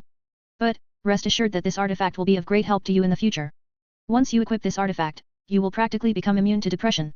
Immune to depression. William's face became serious. Such a thing exists? This sounds like a very powerful artifact. William of all people understood how hard it was to fight depression. When he was suffering from his disease, he was constantly depressed. If not for his brothers and sisters, who were always there to encourage him from the orphanage, he might have already given up. Sankas' smile widened as he continued his explanation about the benefits of his artifact. Not only immunity to depression, but it also raises your stamina and vitality drastically. You can even say that you will become peerless after you use this artifact. But, wait. There's more. Just like a scammer, Sankas used his expertise as the god of contracts to close the deal. If you accept this gift of mine, I'll also throw in a freebie. Sankas waved his hand and a golden Rubik's Cube appeared in his hand. This cube is called a pocket cube that will allow you to catch any monster of the centennial rank and below. You can only use it once, so use it wisely. William wasn't a fool. Although the god of contracts was giving him gifts, he knew that no lunch was free in the world. This is especially true in a place like the Temple of 10,000 Gods. Sir Sankas, what is the catch? William crossed his arms over his chest. You are giving me these precious artifacts, is there something that you want from me? William understood that there is not a free lunch in this world, especially coming from a god. Yes, there is, Sankas replied honestly. I want you to keep this as a secret between the two of us. Don't tell this to anyone. Not even Gavin, Issei, Lily, and David. Why? Because, you are my only hope. Sankas sighed as he looked at the red-headed boy. His pleading gaze was so pitiful that William couldn't help but scratch his head. On one hand, he didn't want to offend the god of contracts. On the other hand, he felt that the sealed artifact was something very dangerous that he didn't dare to accept it. Seeing his hesitation, Sankas decided to use his trump card. Okay, how about we compromise? Sankas proposed. I will send this artifact to you through the god shop using an anonymous name. I will be honest with you, this artifact cannot stay in the Temple of the Gods because the seal will be undone in 4 years. I also don't want it to be released in a random world because it will cause civilizations to multiply at a rapid pace. This is something we gods don't want to see. As long as it is inside your mail, it will remain inside it even after the seal is broken. Sankas came clean because he could tell that William wouldn't accept the wooden box until he revealed everything to him. Clearly, he had underestimated the boy's intelligence and decided to just spill the beans. But why me? William asked. Can't you send it to other people? Sankas firmly shook his head. I don't trust others, as much as I trust you. After all, you are someone that has received the blessings of 4 gods. I am not a good judge of character because I am the god of contracts. I must be impartial at all times. However, Gavin, Issei, Lily, and David are my friends. I believe that all of them have better eyes than me and are good judges of character. This is why, I can only ask this of you, William. Safeguard this artifact for the sake of the entire multiverse. William glanced at the wooden box in Sankas' hands and sighed. Sir, since you already said this much, can you please, tell me, what is inside the wooden box? Sankas nodded his head. The name of this artifact is... William started to sweat buckets as Sankas revealed everything to him. In the end, William decided to flee, but the god of contract grabbed his leg and wailed like a child. No matter how much William tried to get rid of him, the god stuck to him like a leech. In the end, William and Sankas reached a compromise. The red-headed boy agreed to allow Sankas to send him the artifact through mail. William had no intention of retrieving it no matter what happened, and Sankas was fine with that. The god shop mail had no expiration, so they didn't have to worry about the artifact breaking free even after the seal expired. As additional rewards for William's consent, Sankas gave him 5 more pocket cubes that would allow him to capture any beast that was centennial ranked and below. Sir Sankas, I have a question, William said with a serious expression. You said that the pocket cubes can capture beasts that are centennial rank and below. Can it also capture demigods? Demigods? Sankas rubbed his chin in contemplation. Aren't demigods usually of the calamity rank? This is only good for centennial ranked beasts. William decided to explain his meeting with Kasaganaga, while the god of contracts listened with great interest. Even though they are demigods, as long as their strength regresses below the rank of centennial beasts, they can be captured, Sankas said after careful consideration. However, I advise you to not catch Kasaganaga. Don't worry, I have no intention of catching it, William stated. Kasaganaga had already been imprisoned for thousands of years. I don't want him to be imprisoned again. It is so pitiful. Sankas nodded his head in appreciation. At least you have a conscience. As expected of the boy that my friends have chosen. Well then, please, don't tell this to anyone. Understood. William promised. Sankas patted the boy's shoulder one last time before disappearing from the palace of the goddess of lust. William sighed because he had become the owner of a hot potato. Of course, he had no intention of retrieving the artifact from the god shop mail. The god of contract told him that if an item wasn't retrieved from the god shop after 100 years had passed, it would be automatically returned to its sender. By then, Sankas would have gathered enough divinity from his followers to seal the artifact once again for another 1,000 years. After weighing the pros and cons, William agreed to the condition because the pocket cubes were a temptation that was very hard to resist. It gave him an option to capture beasts that didn't belong to the herd. Also, Sankas said that it would always succeed in capturing any beast as long as the target was of centennial rank and below. William had the uncanny ability to always face strong monsters out of the blue. Even with his powers, fighting these beasts would require a lot of effort on his part. If he could capture these beasts from the get-go, it would save him a lot of effort and time in order to subdue them. Chapter 313, Sacrificial Offering. Roars and explosions reverberated in the battlefield as the two armies collided. Hundreds of thousands of ant-type beasts burned en masse as the mages of the Hellan Kingdom unleashed their spells. The smell of burning flesh was thick in the air, but the defenders didn't bat an eye and killed more. The knights headed by the sword saint, Aramis, charged at the ant horde fearlessly and cut them apart like bamboo trees. Their war cries rumbled like thunder as they bulldozed their way towards the center of the army's ranks. Seeing this unstoppable onslaught, the great general of Aenecia ordered his men to retreat. However, Aramis didn't back down and pursued them along with thousands of Hellenian warriors who were out for blood. Only a quarter of the warriors remained inside Ravenlord Citadel, while the rest accompanied their sword saint to kill as many enemies as they could. The griffins and hippogriffs in the air slaughtered the flying ants with a vengeance. The knights of the Anglo-Rhine war sovereign had also joined the fray. In just a few days, the young knights had been baptized by a real war between kingdoms. They had seen the deaths of their comrades in the battlefield, and this brought a massive change to their mentality. The Anglo-Rhine war sovereign, which used to number over 100, was now reduced to 70. Even though Priscilla did her best, it was unavoidable to not have any casualties in a war of this magnitude. 2 hours later, Aramis signaled to stop the pursuit. He knew that it would be a folly to continue and ordered everyone to return to the fortress. This was their third day of defending Ravenlord Citadel from the invasion of the Aenecian army. In these 3 days of fighting, over 1 million lives were lost on the battlefield. The majority of deaths came from the ant army that numbered in the millions. The great general of Aenecia, Magnus, treated the ant army as cannon fodder. However, the deaths of his human soldiers also numbered over 100,000. It was then when Magnus realized that taking the capital of the Hellan kingdom would not be easy, because the defenders were putting their lives on the line to repel them. Soldiers weren't afraid to die on the battlefield. However, fighting against enemies who didn't fear death gave them a different kind of pressure. The bombardment from the mages and archmages alone was like looking at the destruction of the world. Firestorms and hurricanes would ravage the battlefield and turn everything in their path to ashes. As a dynasty that focused on martial strength, fighting against mages was a very hard thing to accomplish. Naturally, the Aenecian army also had a few archmages in their ranks, but they couldn't compare to the archmages of the Hellan kingdom who numbered in the dozens. If not for the ant army, that was supporting the bulk of their army, Magnus wouldn't have the courage to wage war on the Hellan kingdom, who was known for their martial and magical military forces. Just where are those bastard Selenians? Magnus gritted his teeth in anger. How come they're still not here? While Magnus was cursing his situational allies, one of his subordinates entered his tent to give a report. Sir, over 500,000 warrior ants have just left the nest and are now headed here to serve as reinforcements, the subordinate reported. At most, it will take them 2 days to arrive here. 2 days was enough time for his army to rest. He would just wait for the ant army to arrive and whittle the numbers of the defenders down little by little. Magnus nodded his head after hearing his subordinate's report. He then handed the soldier a sealed scroll and ordered him to get one of their ant riders to travel towards the Zelenian encampment to pass the scroll to the old executioner. He didn't know why their allies hadn't arrived yet. According to his estimate, the forces of the Zelenian army should have regrouped with them a day ago. However, they were still out of sight and it was making Magnus agitated. He knew for certain that the Hellan kingdom would have no chance of resisting if the Aenecia and Zealand dynasties formed a united front to bring down Ravenlord Citadel. Just what is taking them so long? Magnus pounded the wooden table inside his quarters, breaking it apart. Your Majesty, the enemy has been successfully repelled. Aramis bowed. You did well, Aramis, Noah replied. Rest for now. I'm sure that they won't be back for a few days after this disastrous defeat by your hands. As you will, Your Majesty. Aramis pressed his fist over his chest before leaving the commander's quarters. As soon as he left, Prince Lionel stepped inside the room to see his father. He had also participated in the war and fought on the front lines among his private army. He was the crown prince of the kingdom and the soldiers needed to see that he was not a coward in order to gain their respect. Prince Rufus had joined the rank of mages of the kingdom and fought the flying ants using his powerful spells. Both princes had shown everyone what they were capable of doing and received praises from the nobles and soldiers alike. Prince Lionel didn't fight on the battlefield just to gain the recognition of the nobles and the soldiers.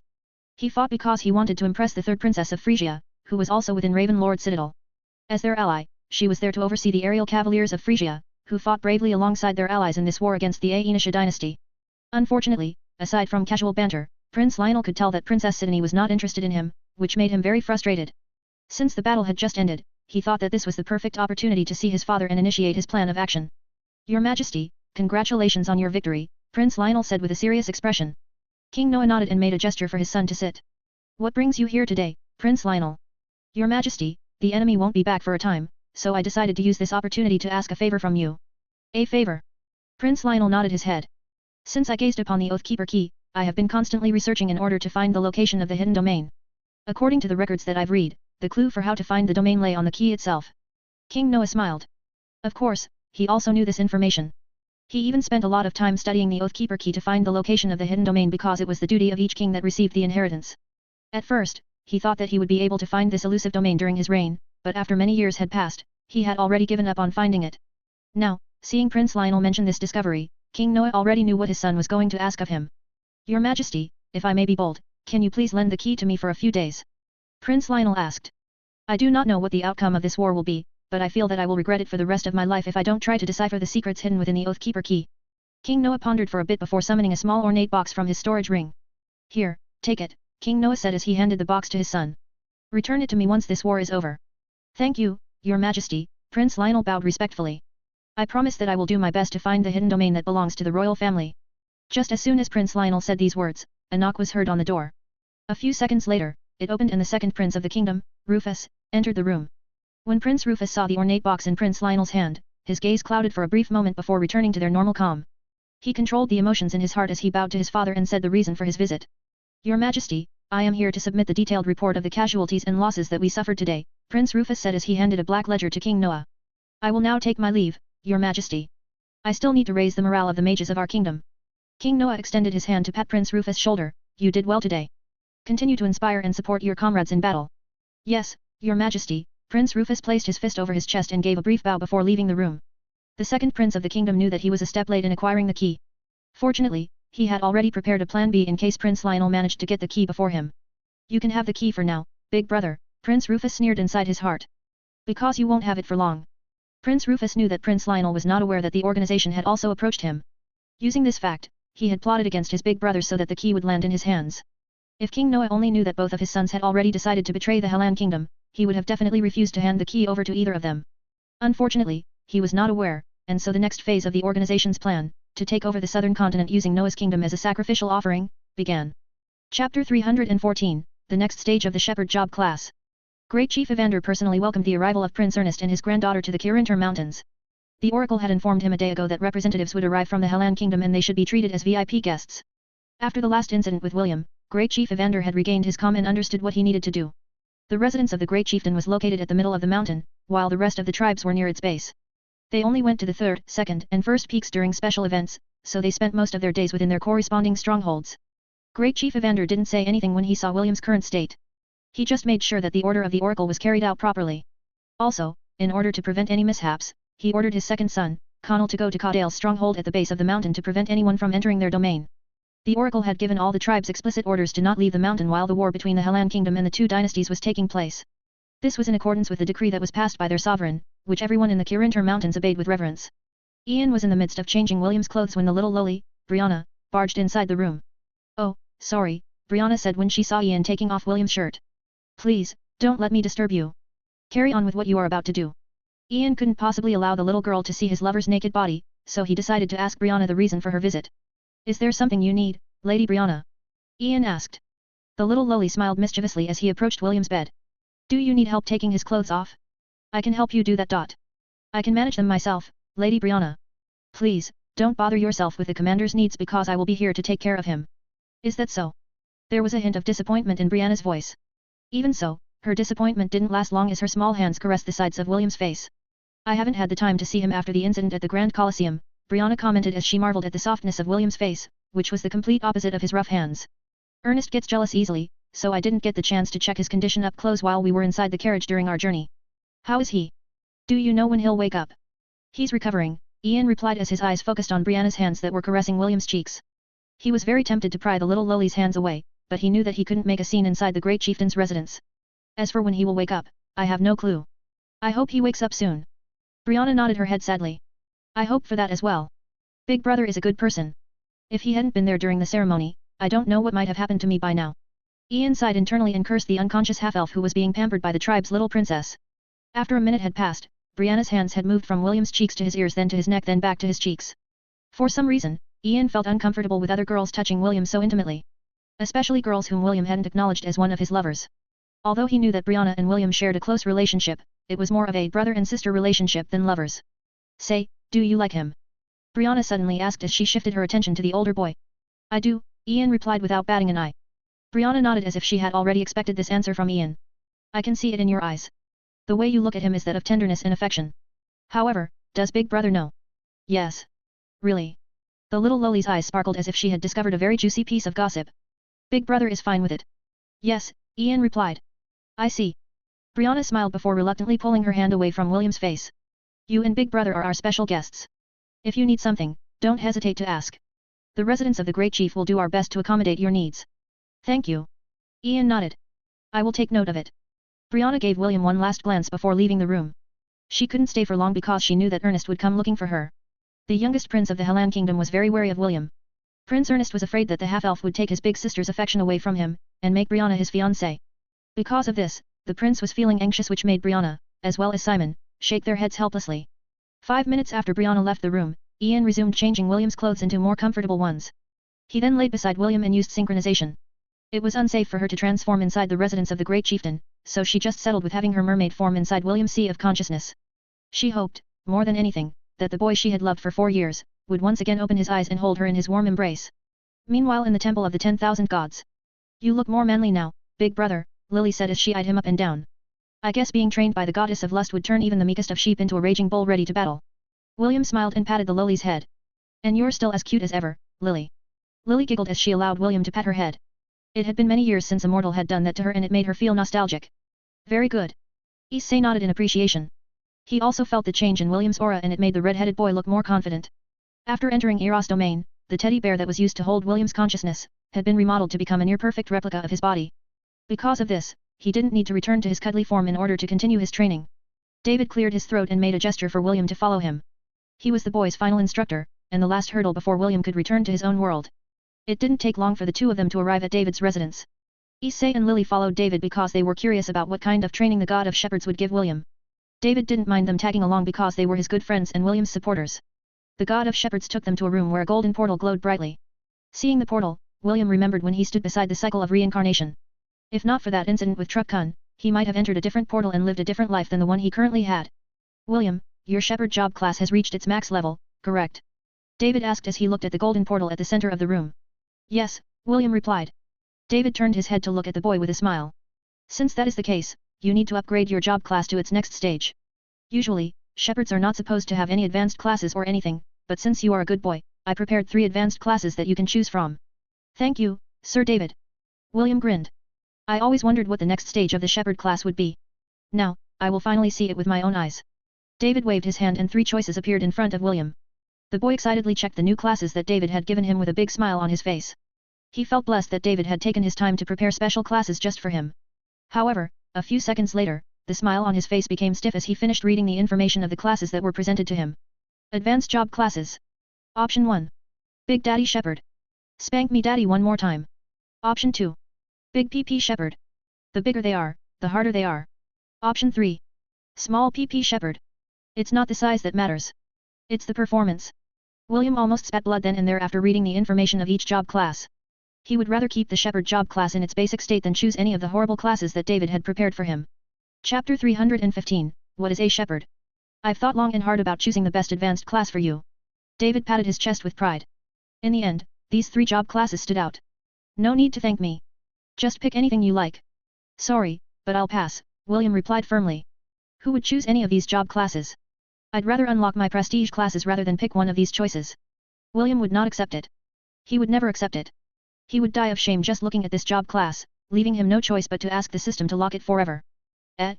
But I worked hard to choose these job classes for you. David replied with a pout, which made William look at him in disdain. Issei and Lily also backed away as their expressions turned to disgust. Yuck. An old man trying to act cute is disgusting. Lily covered her lips with her hands. She was afraid that she would say her thoughts out loud if she didn't do so.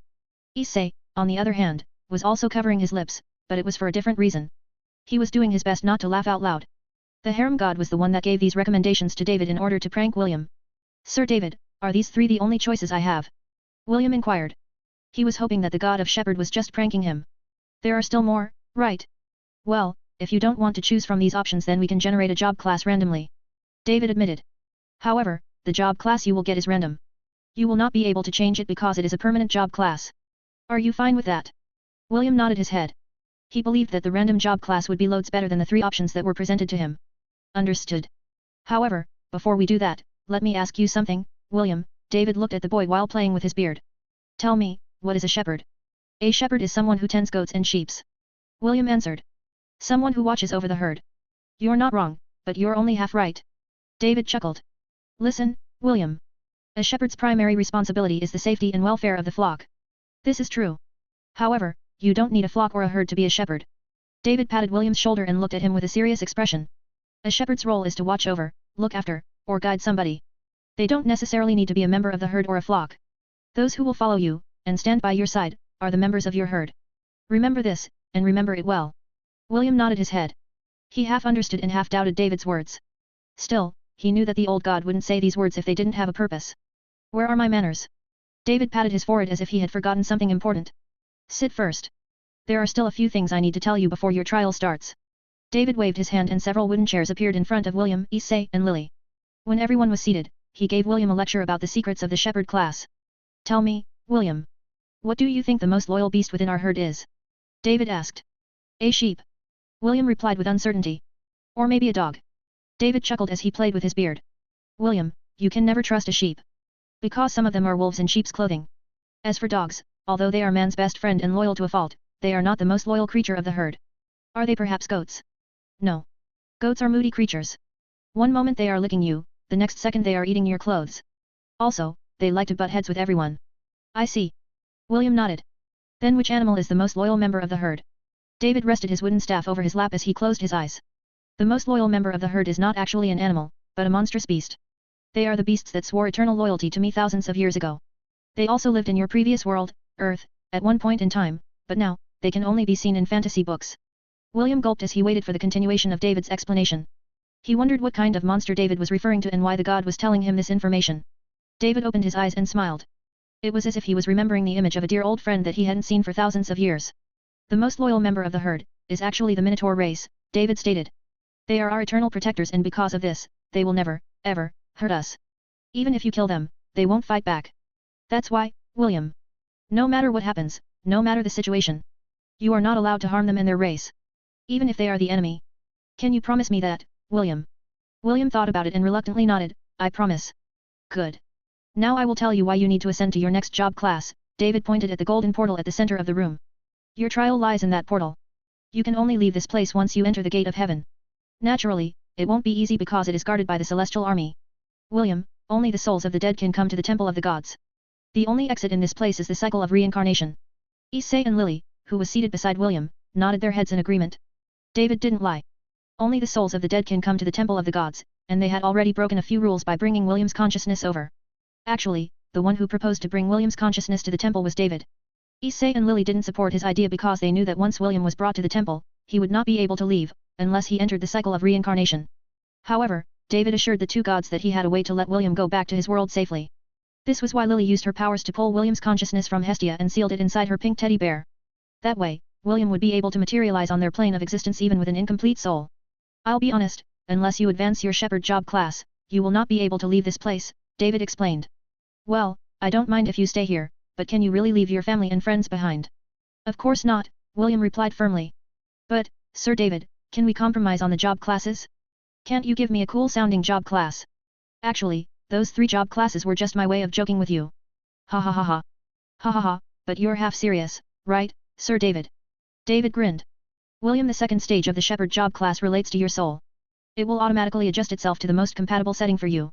No matter what you get, know that this is the most appropriate job class that will ensure your growth. That's why, you can rest easy. Right. I knew that Sir David only thinks of my well-being. Of course. I am the god of shepherds. I can't possibly bring harm to you, right? Issei and Lily watched this nonsense exchange from the side. They didn't believe David's words because he was one of the most notorious pranksters in the multiverse.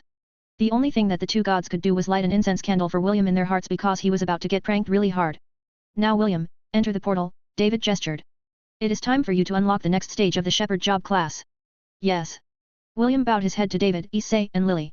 After paying his respects he walked towards the portal with a determined expression. His family, lovers, friends, and acquaintances were still waiting for him in Hestia. He needed to get back to them as soon as possible. He was also worried about the current situation of the war because all news was cut off from the mortal realm. The moment he entered the portal, he found himself standing in what seemed to be a mountainous region. After scanning his surroundings, his eyes automatically locked on a giant gate that was shining in the distance.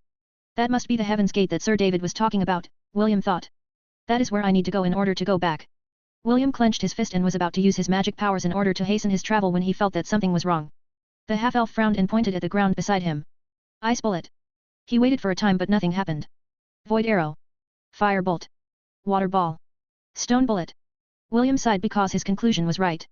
He was unable to use his magic powers in this trial and had to rely on his physical strength and divinities to reach his destination.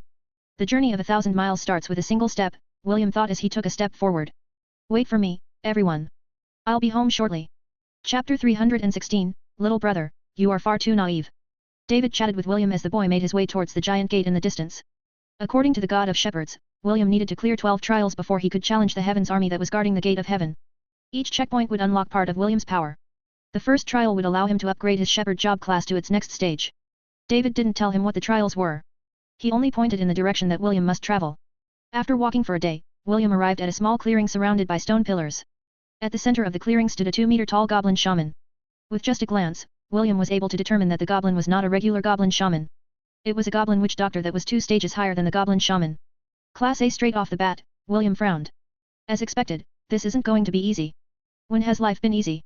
Defeat him and you will be able to ascend to your next stage, David said using telepathy. Good luck. William summoned his wooden staff and walked towards the clearing with steady steps. He felt the irony of this trial because the first ever monster that he had faced in his life was a goblin. It was his first life and death experience after being born in Hestia and, because of that incident, he became a shepherd. The goblin witch doctor started chanting and created 2 shadow copies of itself. The 3 goblins chanted and summoned 6 pairs of spectral hands that hovered around them. William knew that he had to fight seriously in order to overcome his first trial. For some reason, the bracelets on his wrists and ankles had also been replicated when Eros used her powers to mold his body. The half-elf removed the bracelets and tossed them aside. This was the first time that he was going to fight with his full power, using only his physical strength. Truth be told, William was also curious to know just how strong he was now. For him, this trial was the perfect opportunity to test his progress without holding anything back. Meanwhile inside Ravenlord Citadel. Your Highness, we've succeeded, a pretty maid reported as she entered Prince Rufus' room. My cousin managed to retrieve the box that the Crown Prince had been safeguarding. Very good, Prince Rufus replied with a smile. Give it to me. Yes, Your Highness. The maid bowed and presented the ornate box to Prince Rufus with both hands. The second prince of the Helan Kingdom took it and checked its contents. He grinned when he saw the key inside the box. The years he had spent bribing the Crown Prince's personal maid attendant had finally paid off. This was why he was confident that he could acquire the ornate box from his older brother's hand. Outside, Prince Lionel was the perfect image of a gentleman, but behind closed doors, he would torture his subordinates to vent out his stress and anger. Most of them hated Prince Lionel, but they were helpless against him. They were afraid that if they disobeyed him, they would be dead the next day. This gave Prince Rufus the opportunity to gain these servants' loyalty and have them secretly spy on his older brother. The Oathkeeper key that Prince Lionel had managed to acquire from his father was now in Prince Rufus' hands. The second prince couldn't stop himself from grinning because he could tell how mad his older brother would be when he woke up the next day. The Crown Prince's personal maid had served Prince Lionel a tea that contained a very potent sleeping drug that Prince Rufus had acquired before leaving the capital. This was his backup plan just in case Prince Lionel managed to acquire the key before him. After gaining the key, he immediately contacted the agent that was assigned to him by the organization and asked for a meeting. An hour later, Prince Rufus, along with a man wearing a black robe, entered one of the secret passageways of Ravenlord Citadel that led outside the fortress. It was too dangerous for them to meet inside the citadel where the Helan army was on high alert from the invasion of the Aenishian army. In a spacious artificial cave that was hidden a kilometer away from the fortress, several men wearing black robes stood behind a man sitting on a black chair. Prince Rufus walked towards the man seated on the chair and presented the ornate box to him. The man seated on the chair smiled and took the box, but he didn't open it right away. He made a gesture and one of the men behind his back moved forward to take the ornate box from his hand. Check it if it's genuine, the man ordered. Yes, my lord, the black-robed man opened the ornate box and used a monocle to check the Oathkeeper key that Prince Rufus had brought with him. Prince Rufus didn't say anything and waited for the examination to be over. After checking the key, the black-robed man whispered to his lord and backed away with the ornate box in his hands. Prince Rufus, you did well in stealing the Oathkeeper key from your big brother, the man praised the second prince. However, his next words made Prince Rufus' jaw drop in disbelief. However, the key that you presented to us is only an imitation, the man continued his explanation. Isn't that right, Your Highness, the Crown Prince? That's right. A black-robed man entered the cavern and glanced in Prince Rufus' direction. He then removed the hood hiding his face and sneered. Little brother, you are far too naive, Prince Lionel said in a teasing tone. Do you really think that you can bribe my subordinates? This is just wishful thinking. Isn't that right, Isabella? The Crown Prince's personal maidservant appeared behind Prince Lionel and looked at Prince Rufus with ridicule. Your Highness, Prince Rufus, please, don't think bad of me, Isabel said with a smile. I am the Crown Prince's personal servant, and my loyalty belongs only to him. Isabella looked at Prince Lionel with an infatuated gaze, and the latter smirked, pulling her closer to him. Little brother, I find it funny that you tried to bribe my woman, Prince Lionel stated. Isabella had been my bed warmer for years. You really think she would switch over to your side just because you promised to give her 1,000 gold coins? Ridiculous. Prince Rufus gnashed his teeth in anger. After thinking about it rationally, he had really been naive in thinking that he could bribe his older brother's personal maidservant to switch sides. Also, it didn't take him long to realize that this whole incident was a setup by his big brother in order to lure him out of the citadel. You got me good, big brother, Prince Rufus said through gritted teeth. Are you going to kill me now? Prince Lionel rubbed his chin as he gazed at his little brother who had always been butting heads with him. It is a very tempting offer, but I don't like to dirty my hands by killing my own kin, Prince Lionel replied. Sir, please imprison my brother and make sure that he will be there to witness my coronation when I become the Emperor of the Southern Continent. Done. The man seated on the chair nodded his head. Take him away, but treat him as a guest instead of a prisoner. Although he failed in his attempt, he was still loyal to the organization. We do not treat our accomplices badly. Prince Rufus wasn't the type to sit idly as they tried to capture him. He invoked his strongest spell in order to kill everyone inside the cavern, but the organization was not full of fools and had already anticipated his action. All it took was a single chop at the back of his head to knock Prince Rufus unconscious. He was then dragged away by two black-robed men to be imprisoned in one of their private dungeons. Prince Lionel watched as his little brother was taken out of the room, but he didn't show any signs of remorse. Instead, the Crown Prince looked at the man seated on the chair and asked the question that mattered. When will you honor your end of the bargain? Prince Lionel asked. The man smiled as he stared back at the Crown Prince that betrayed his own kingdom. 3 days from now, Your Highness, the man replied. In 3 days, the lands of the Southern Continent will never be the same again. Chapter 317, Heroic Avatar. William supported himself using the wooden staff in his hand. His clothes were dyed with blood and his breathing was ragged. The battle against the hobgoblin witch doctor had just ended, and it was a very close call. Floating not far from him was a golden beast core, which proved that he had slain the Class A monster. Congratulations, William, David said via telepathy. Now, touch the beast core and unlock the next stage of your shepherd job class. William forced himself to stand and used his wooden staff to walk towards the floating golden core. Finally, William muttered as he reached out his hand to touch it. Immediately, William was bathed with a golden light. The half-elf closed his eyes as he felt a new kind of power wash over his body. It didn't take long before a system notification broke him out of his daze. Ding.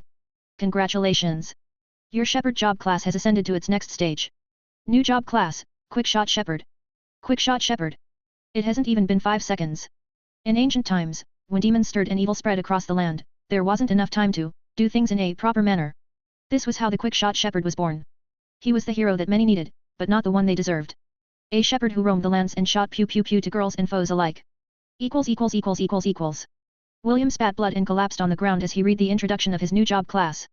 Tears streamed down the sides of his face as he raised his middle finger towards the heavens. He cursed David in his heart as he wept bitter tears. He'd rather fight a dozen goblin witch doctors at the same time than have this job class in his system. FCK. I should have chosen the sugar daddy shepherd. William wept bitterly. At least, I would be able to tolerate the name. The half-elf was overcome with regret because he remembered David's words before he entered the portal. David grinned. William, the second stage of the shepherd job class relates to your soul. It will automatically adjust itself to the most compatible setting for you. No matter what you get, know that this is the most appropriate job class that will ensure your growth. That's why, you can rest easy. Right. I knew that Sir David only thinks of my well-being. Of course. I am the god of shepherds. I can't possibly bring harm to you, right? William sighed and wiped the tears in his eyes. Fortunately, no one could see his job class, so this stain in his history would be safe from everyone. He would just ignore it and level up his other job classes when he got back to his world. After making his decision, William read the rest of the information of his new job class. Quick Shot Shepherd. Increase stamina by 200%. Receives +20 enhancement to all stats. 50% increased resistance to debuff spells. 30% increased resistance to nature spells. Host has learned passive skill Quick Shot. Host has learned passive skill Fast Reload. Host has learned passive skill Strider. Host has learned passive skill Favored Enemy. Host has learned passive skill Wild Empathy Mythic. Host has learned passive skill Ambidextrous. Host has learned the skill Heroic Avatar. Quick Shot. The Quick Shot Shepherd is the fastest shooter in the world. After finishing a round, he just needs to wait 5 seconds before he can fire again. This skill applies to any large projectile weapon, e.g., ballista, cannons. This skill also works with spells of any circle. Fast Reload. Receives plus 20 enhancement bonus to dexterity. Allows the shepherd to reload and shoot faster. This passive skill works on anything including spells of any circle. Strider. Receives plus 20 enhancement bonus to agility.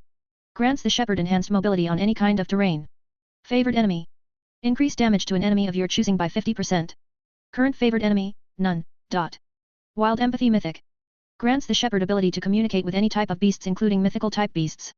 Ambidextrous. Allows the shepherd to have equal mastery with both of his hands. Heroic Avatar. Allows the shepherd to use the power of an immortal heroic hero that protects the temple of the 10,000 gods. This skill only lasts for 15 minutes. During that time, the shepherd will be able to wield all the abilities of his chosen immortal hero. This also includes the abilities of their battle regalia and weapons. This skill can only be used once every 24 hours. This skill duration and overall performance of this skill is subject to change depending on how powerful the immortal hero is. Current Heroic Avatar, no hero chosen. William had a complicated expression on his face after reading the information of his new job class. If he looked past the name of his job class, the skills he acquired weren't too shabby. In fact, they were pretty good. According to his hypothesis, the Quick Shot Shepherd was a job class that specialized in ranged warfare. The favored enemy also allowed him to increase his damage against those whom he chose as his main enemy. It was quite unfortunate that he could only choose one kind of enemy in the list. After thinking long and hard, William decided to not designate an enemy for the time being. The one that piqued his curiosity the most was the Heroic Avatar skill. Sir David, are you there? William inquired. Congratulations, William. David replied. I was surprised to see the job class that you acquired. However, don't worry. I won't judge you. I don't really mind if you can only last for 5 seconds. William rubbed his face with both hands as he tried to calm himself from embarrassment. His injuries had already fully recovered after acquiring his new job class. Even his tattered clothes had been repaired and no bloodstains could be found anywhere. After taking control of his emotions, William inquired about the skills that he had gained from his upgraded new profession. Sir David, how does the Heroic Avatar skill work? Good question. Frankly, I didn't expect you to acquire this skill. You really got lucky this time, William. David seemed to be in a very cheerful mood as he explained the Heroic Avatar skill to William. Just as the name suggests, the Heroic Avatar skill allows you to call upon the power of the immortal heroes that the gods have recognized, David explained. Some call them heroic spirits, Argonauts, Empyreans, and Ainherjars. But, no matter what names they are called, one thing is certain. All of them created epic sagas that made their names resound from generation to generation. Now, to answer your question, you need one of these heroes to recognize you and deem you worthy to wield their powers. How will they deem me worthy? You don't have to worry about that. The moment you ascended to your advanced class, all of these immortal heroes became aware of your existence. David chuckled. Look up, William. All of them are now watching you. William raised his head to look at the sky.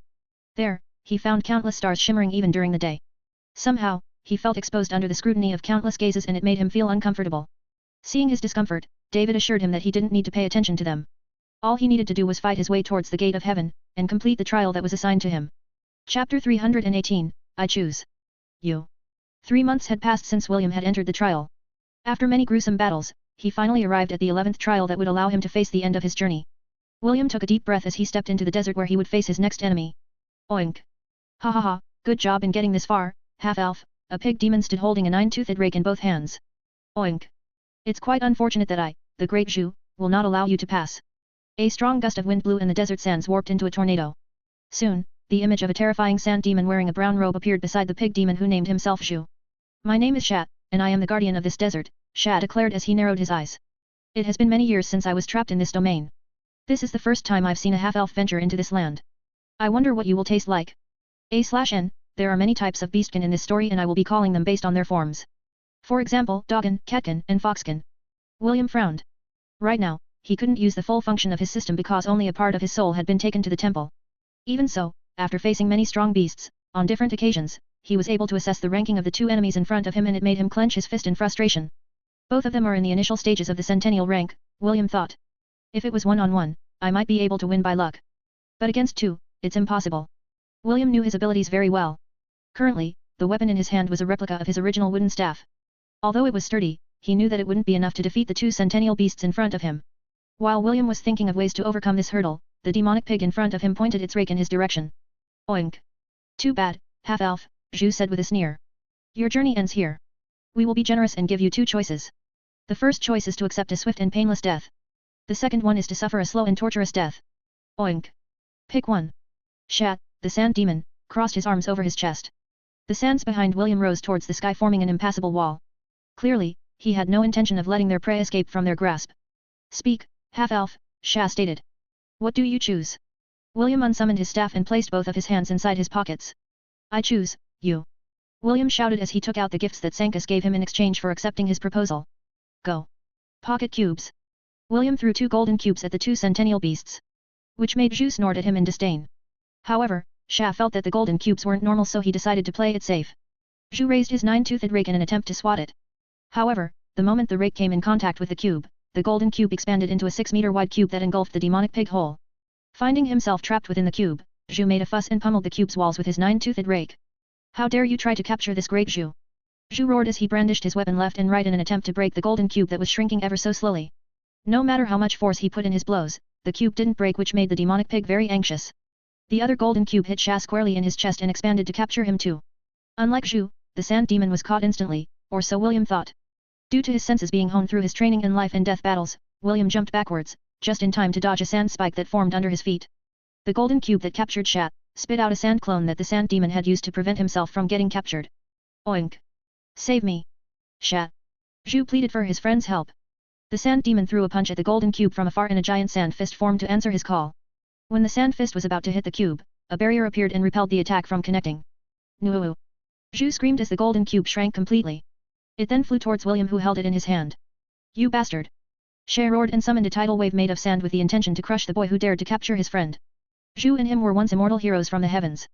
But, due to an accident that caused great damage to the divine realm, both of them were punished and stripped of their immortality, before being exiled to this domain. They were given the duty of gatekeepers. Their role was to prevent anyone from reaching Heaven's Gate.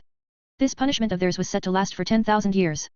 After their sentence had been carried out, they would be given the opportunity to enter the cycle of reincarnation and have their memories erased, to live as mortals once again. William didn't hesitate and threw the pocket cube towards the sand wave that was about to turn him into a pancake. The cube glowed and released Zhu from within. Go. Break it apart. William ordered. Zhu roared as he decisively swung his rake towards the wall of sand in front of him, dispersing it completely. Zhu. What are you doing? Sha yelled as he reappeared 100 meters away from his friend. Sha. I can't disobey him. Zhu explained. Sha glared at the red-headed boy in the distance and shouted. You enslaved him. How dare you? William didn't bat an eye and glared back at his opponent. If you promise to help me reach Heaven's Gate, I promise that I will release your friend. Don't listen to him. Zhu shouted. Just kill me and kill him afterwards. Sha quieted down as he thought of a way to rescue his friend. Their duty was to prevent anyone from reaching Heaven's Gate. He couldn't possibly break the oath he had made to the Jade Emperor. He had already broken his oath once, he couldn't possibly break it again. In the heavens above, the heroic spirits looked at this scene with various expressions. Some of them were Zhu's and Sha's colleagues and knew them well. These heroes sighed as they watched their former comrades, who had lost most of their powers and divinity after being banished from the heavens. Others, who were their enemies, laughed out loud after seeing their current plight. For them, watching Zhu and Sha suffer was pure entertainment. Some of them were even itching to bestow their powers on the boy in order for the 2 ex-heroes to suffer in his hands. I can't break my oath twice, Sha said in a firm manner. I'm sorry, Zhu. I know, brother, Zhu replied with a sad smile. Please, kill him for me. Before Sha could even stop him, Zhu raised the rake in his hand to slam it into his own face. He planned to behead himself in order to prevent himself from hurting his brother. Stop. I forbid you from killing yourself. The rake stopped mere inches from Zhu's head. No matter how much he tried to force his hand to move, the rake remained in place. When William accepted the golden cubes from Sankas, he thought that they were just meant to capture beasts. However, the golden cubes were not ordinary cages that trapped beasts. They could also trap demonic creatures. It was imbued with a very powerful contract that would force any demon or beast that William captured to obey his every command. Naturally, in order for this ability to not be abused, Sankas gave it a limitation. Any beast or demon that William captured would obey his command for 5 years. When the 5 years was over, the cube would automatically release the captured beasts and give them back their freedom. William was not a fan of slavery, so he felt bad about using this method to make Zhu obey his orders. However, he didn't have the leisure to be merciful. If he didn't capture Zhu, he would not stand a chance against these centennial-ranked warriors who used to be immortal heroes. Unable to kill himself, Zhu squealed in frustration. His squeals reverberated across the desert, which made the heroic spirits who didn't like him laugh in the heavens. Among the countless stars in the sky, a king looked down at the two while holding a wine cup in his hands. The wine remained perfectly still in the cup. His eyes gazed upon the 2 warriors before shifting towards William, who was looking at Sha with a serious expression. A/N, the wine cup is called Akoko or Choco. Ask Google Senpai what they look like. You don't want to break your oath, but I want to reach Heaven's Gate, William said softly. Since both of us will not change our minds, how about we compromise? Zhu returned to the golden cube and William returned it to his pocket. Let's fight, one-on-one. We will only use our physical skills and abilities. We will not use any spells or magic power. William proposed. If you win, I promise that I will release Zhu. However, if I win, you will allow me to pass. Sha summoned his crescent moon spade and pointed its tip at William. I accept your challenge, half-elf, Sha agreed. Let the gods and the heroes in the heavens serve as my witness. I, Sha, will fight with my honor and dignity on the line. I will honor my oath as the wager of this battle. Roars of cheers and approval resounded from the sky as the immortal heroes acknowledged Sha's vow. William took a deep breath as he summoned the wooden staff in his hand. He felt admiration for the sand demon's character, but he had no intention of losing. The two fighters faced off against each other with the gods and heroes as their witnesses. Even the Jade Emperor, who had exiled Zhu and Sha from the domain of heaven, observed the battle from his throne. His age-old eyes looked at the sand demon who had once served under him. He then glanced towards the distance to look at the king who was still holding the wine cup in his hand. The king hadn't taken a sip from the wine cup ever since William appeared at the 11th trial. Sensing the Jade Emperor's gaze, the king gave him a brief nod before looking back at the battle that was about to take place. David watched from his palace with a smile on his face. Although the chances of William winning this fight were slim, he believed that his protégé would still manage to break all the walls that stood before him. Chapter 319, Quick Shot War Arts. What is your name, boy? Sha asked. William replied. William von Ainsworth. The sand demon nodded and took a fighting stance. My name is Sha stated. And I will not let you pass. The wind blew over the desert, but the two fighters just stared at each other for a while. Neither of them took the initiative to attack. It was as if they were waiting for a signal before their fight started. All of a sudden, Sha charged forward and William followed suit. The sand demon's weapon, the crescent moon spade shone with a vengeance as the sunlight reflected off the tip of its blade. Sha was once a heroic spirit. Although he was stripped off his divinity and powers, his mastery over his weapon had stayed with him, even in exile. The weapon he wielded specialized in hook, stab, scoop, sweep, smack, and chop strikes using techniques from spear, staff, broadsword, and trident fighting styles. It was an all-purpose weapon for both attack and defense. Unlike William's wooden staff that looked so plain to the eye, the crescent moon spade was capable of cutting things like a blade. Although Sha knew how to fight in close combat, he was more of a sorcerer that specialized in sand spells. Even so, he was stronger than William physically, so he thought that he wouldn't have a problem fighting the half-elf one-on-one. When the two weapons collided, William was immediately sent flying due to the strength behind Sha's attack. As a centennial rank beast, his strength couldn't be underestimated. Sha didn't follow up his attack and looked at the boy with a calm gaze. This is the only time that I will show mercy. If you don't plan on dying then you'd better fight me seriously. William held the staff in his hands firmly as he narrowed his eyes. Such strength. My hands are still tingling from pain due to his casual strike. Well then, time to use my skills. The half-elf took a step forward and charged towards the sand demon. Sha stood completely still and waited for the boy to reach his strike zone. When William was only 3 meters away, the sand demon used the tip of his weapon to scoop up some sand and throw it at William's face. The boy momentarily shielded his eyes with his hand, and Sha took that opportunity to attack. The sand demon didn't feel any shame in doing what he did. In the battlefield, when matters of life and death were on the line, there was no such thing as a dirty trick. He slashed at the boy's body with the intention to cut it in half. However, his attack completely missed its target. The moment William covered his eyes, he slammed his staff on the ground and somersaulted above the sand demon. The half-elf delivered a strike in midair, aiming for the sand demon's head, but he was up against a centennial-ranked beast that couldn't be easily hoodwinked in battle. The blow was completely mitigated, when Sha used his right arm to block the strike from above. He then turned around and delivered a kick to William's chest which sent the boy flying several meters away from where he stood. However, before Sha could even follow up his attack, William's staff slapped the side of his face, stopping him in his tracks. William had the ability to infuse his aura on his weapon to make it attack on its own.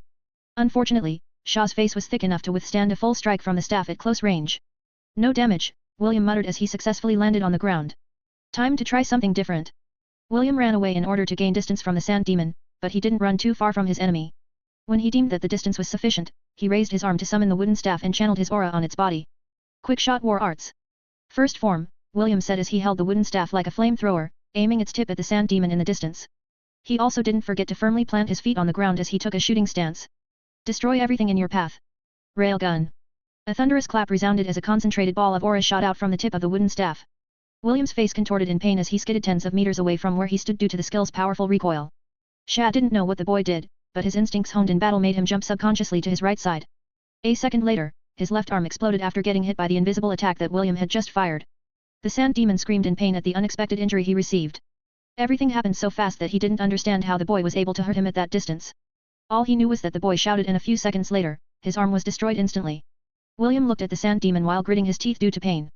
The recoil of the railgun was so strong that William felt that his right arm was about to fall off from his shoulder, due to the searing pain he was experiencing. The sand demon roared and charged at William. Whatever the boy was planning, he wouldn't allow him to do it again. William wanted to fire another railgun at the charging demon, but he was afraid that his arm would literally be severed from his body due to the backlash. With his current strength, he could only fire the railgun once. However, if there was a healer nearby, he could fire it every 5 seconds as long as his injuries were healed completely. Seeing that his enemy was closing in on him, William held the staff with his left hand. Due to the passive skill ambidextrous, William could use his left hand as if it was his dominant arm. The two exchanged a couple of blows from each other in close range. William didn't try to parry or block Shah's weapon because the demon was stronger than him physically. All he did was dodge the demon's attacks, while channeling his aura into his weapon. William's right hand lay limp at his side as he thrust his staff at his adversary, aiming at his eyes, neck, face, and chest. Quick Shot War Arts. Second form, William roared internally as he aimed the staff at Shah's body at close range. Shotgun. Shah's body bent over as a powerful force slammed into his stomach. If not for the armor he was wearing, he might have already suffered serious injuries from the attacks that he was seeing for the first time. Before William could fire another shot, Shah brandished his weapon filled with his own aura intent. Although William was a few meters away from the sand demon, a powerful force swatted him away like a tennis ball getting hit by a racket. Blood spurted from the shepherd's lips as he crashed heavily on the sandy desert floor, creating a dust cloud. Shah panted as he glared at the red-headed boy in the distance. He didn't expect that the boy had several tricks under his sleeve and had caught him by surprise not only once, but twice. He would be a fool if he allowed William to get his way all the time. While Shah's reasoning was sound, he didn't understand the mechanics of William's ability. Also, he made a mistake when he attacked William just now. Instead of closing in and going for the kill, Shah sent the boy away with his strike that allowed the half-elf to have the tactical advantage over him. Naturally, Shah realized this as well, but it was already too late. He was about to run towards the boy's direction when he saw the half-elf with an evil grin on his face. William's staff was firmly embedded on the sand, supported by his left hand, and aimed in Shah's direction. Obliterate. Howitzer. Shah's body broke apart as William's full-powered attack exploded in his face. A/N, howitzer is similar to a cannon. For more information please ask Google Senpai. Chapter 320, You don't have much time, Will. William spat blood as he was pushed away by the recoil of his last attack. Although the quick-shot war arts were quite powerful, he still hadn't thought of a good way to withstand the recoils of his stronger attacks. Also, the more powerful attacks drained his stamina drastically every time he fired a round. Now, he understood why one of the attributes that he gained from acquiring the job class was an increase in his stamina by 200%. With his current strength, he could only fire railgun and howitzer 4 to 5 times using his original body, before running completely dry. Although the body he was using was strong, it was still only a replica and didn't have his natural attributes. I need to find a job class that is sturdy enough and has increased stamina recovery, William thought as he gasped for breath while lying face up. His body was aching all over and he couldn't even lift his hand to prop himself up. It was at that moment when a shadow loomed over his body. Shah, the sand demon, stood a few meters away from him. William glanced at his opponent's body. There were no signs of the damage that he had caused during their clash. You won, Shah said after a full minute of silence. As promised I will let you pass. William sighed in his heart and used his thoughts to control the golden cube in his pocket. The demonic pig, Zhu, appeared beside William and looked at him with a complicated gaze. After giving a snort, Zhu picked up William like a sack of rice and carried him on his shoulder. Be grateful, oink. Zhu commented as he walked in the direction of the last trial that William was about to take. I will carry you until we reach the end of this desert. Oink. However, I won't help you fight against the celestial guards that protect the heavenly gate. You are on your own. Oink. Thank you, William sleepily replied. This was another downside to using the quick-shot war arts, it made him sleepy now that his stamina had been completely drained from his body. Shah glanced at the sleeping boy that was being carried by his friend towards the heavenly gate. He hesitated for a brief moment before deciding to follow behind Zhu. As one of the great generals that once served the Jade Emperor, he knew how formidable the celestial guards were. He wanted to tell William that reaching the gate was impossible in his current state. Why? Because the celestial guards that guarded it were 1,000,000 strong. Not only that, the bulk of this army was composed of gold rank fighters. There were also thousands of platinum and mithril rank warriors. What was worse was that there were also a dozen adamantium ranks that served as commanders for this massive army. Clearly, William didn't stand a chance of fighting them all, even if Zhu and Shah were to help him battle. Zhu also thought this way, so he felt generous and decided to bring William to his last trial, so the boy could see the impossible mission he was trying to complete. After the conclusion of the battle, the king finally moved his wine cup towards his lips to take a sip. The battle hadn't progressed how he thought it would due to William's unique way of fighting. The king was amused by the half-elf's battle strategy. He could tell that William was proficient in close and ranged combat. However, the ability to use aura to manifest his unique abilities piqued the king's interest. The other immortal heroes chatted with each other. Watching William fight was like watching a TV show for them. They found his struggles interesting, especially after watching him clear the trials one by one. Of course, there were others that were looking forward to his despair when he fully understood the next challenge he was about to face. What William didn't know was that the trial also had a special meaning. There were certain individuals with strong will powers that died in their worlds. These souls refused to enter the cycle of reincarnation the natural way. Since that was the case, the heavenly domain was made to give these souls a chance to prove their worth. Any soul that was able to clear the trials and reach the heavenly gate would be allowed entry into the temple of the gods where they could choose a patron god and receive their blessings. What happened to the souls that were unable to clear the trial? Simple. They were dragged by the celestial army out of the heavenly domain and tossed into the cycle of reincarnation, where their memories would be erased. This was done so they could live their new lives without having any attachments to their previous one. William was unaware of this rule because David didn't tell him. The God of Shepherds planned this whole thing because he believed that William would be able to overcome this obstacle. This was why he had asked Lily to smuggle a part of William's soul to the temple and store it inside a vessel. Also, David wanted William's soul to be bathed with divine energy so that when he returned to his world, he would immediately regain consciousness. This way, William wouldn't need to spend a few months in a comatose condition, which was detrimental considering the current situation of his kingdom. As much as possible, David wanted William to regain his ability to fight for the sake of the people that were important to him. I believe in you, Will, David thought as he glanced at the countless immortal heroes that were watching William's trial. He hoped that one of them would lend him their hand and bestow upon him the power of that heroic avatar. This way, William would have another trump card that he could use when he fought against an opponent that he couldn't defeat with his current strength. If one were to classify the heroic heroes, who were protecting the temple of the gods, all of them could be compared to beasts that were at the peak of the millennial rank.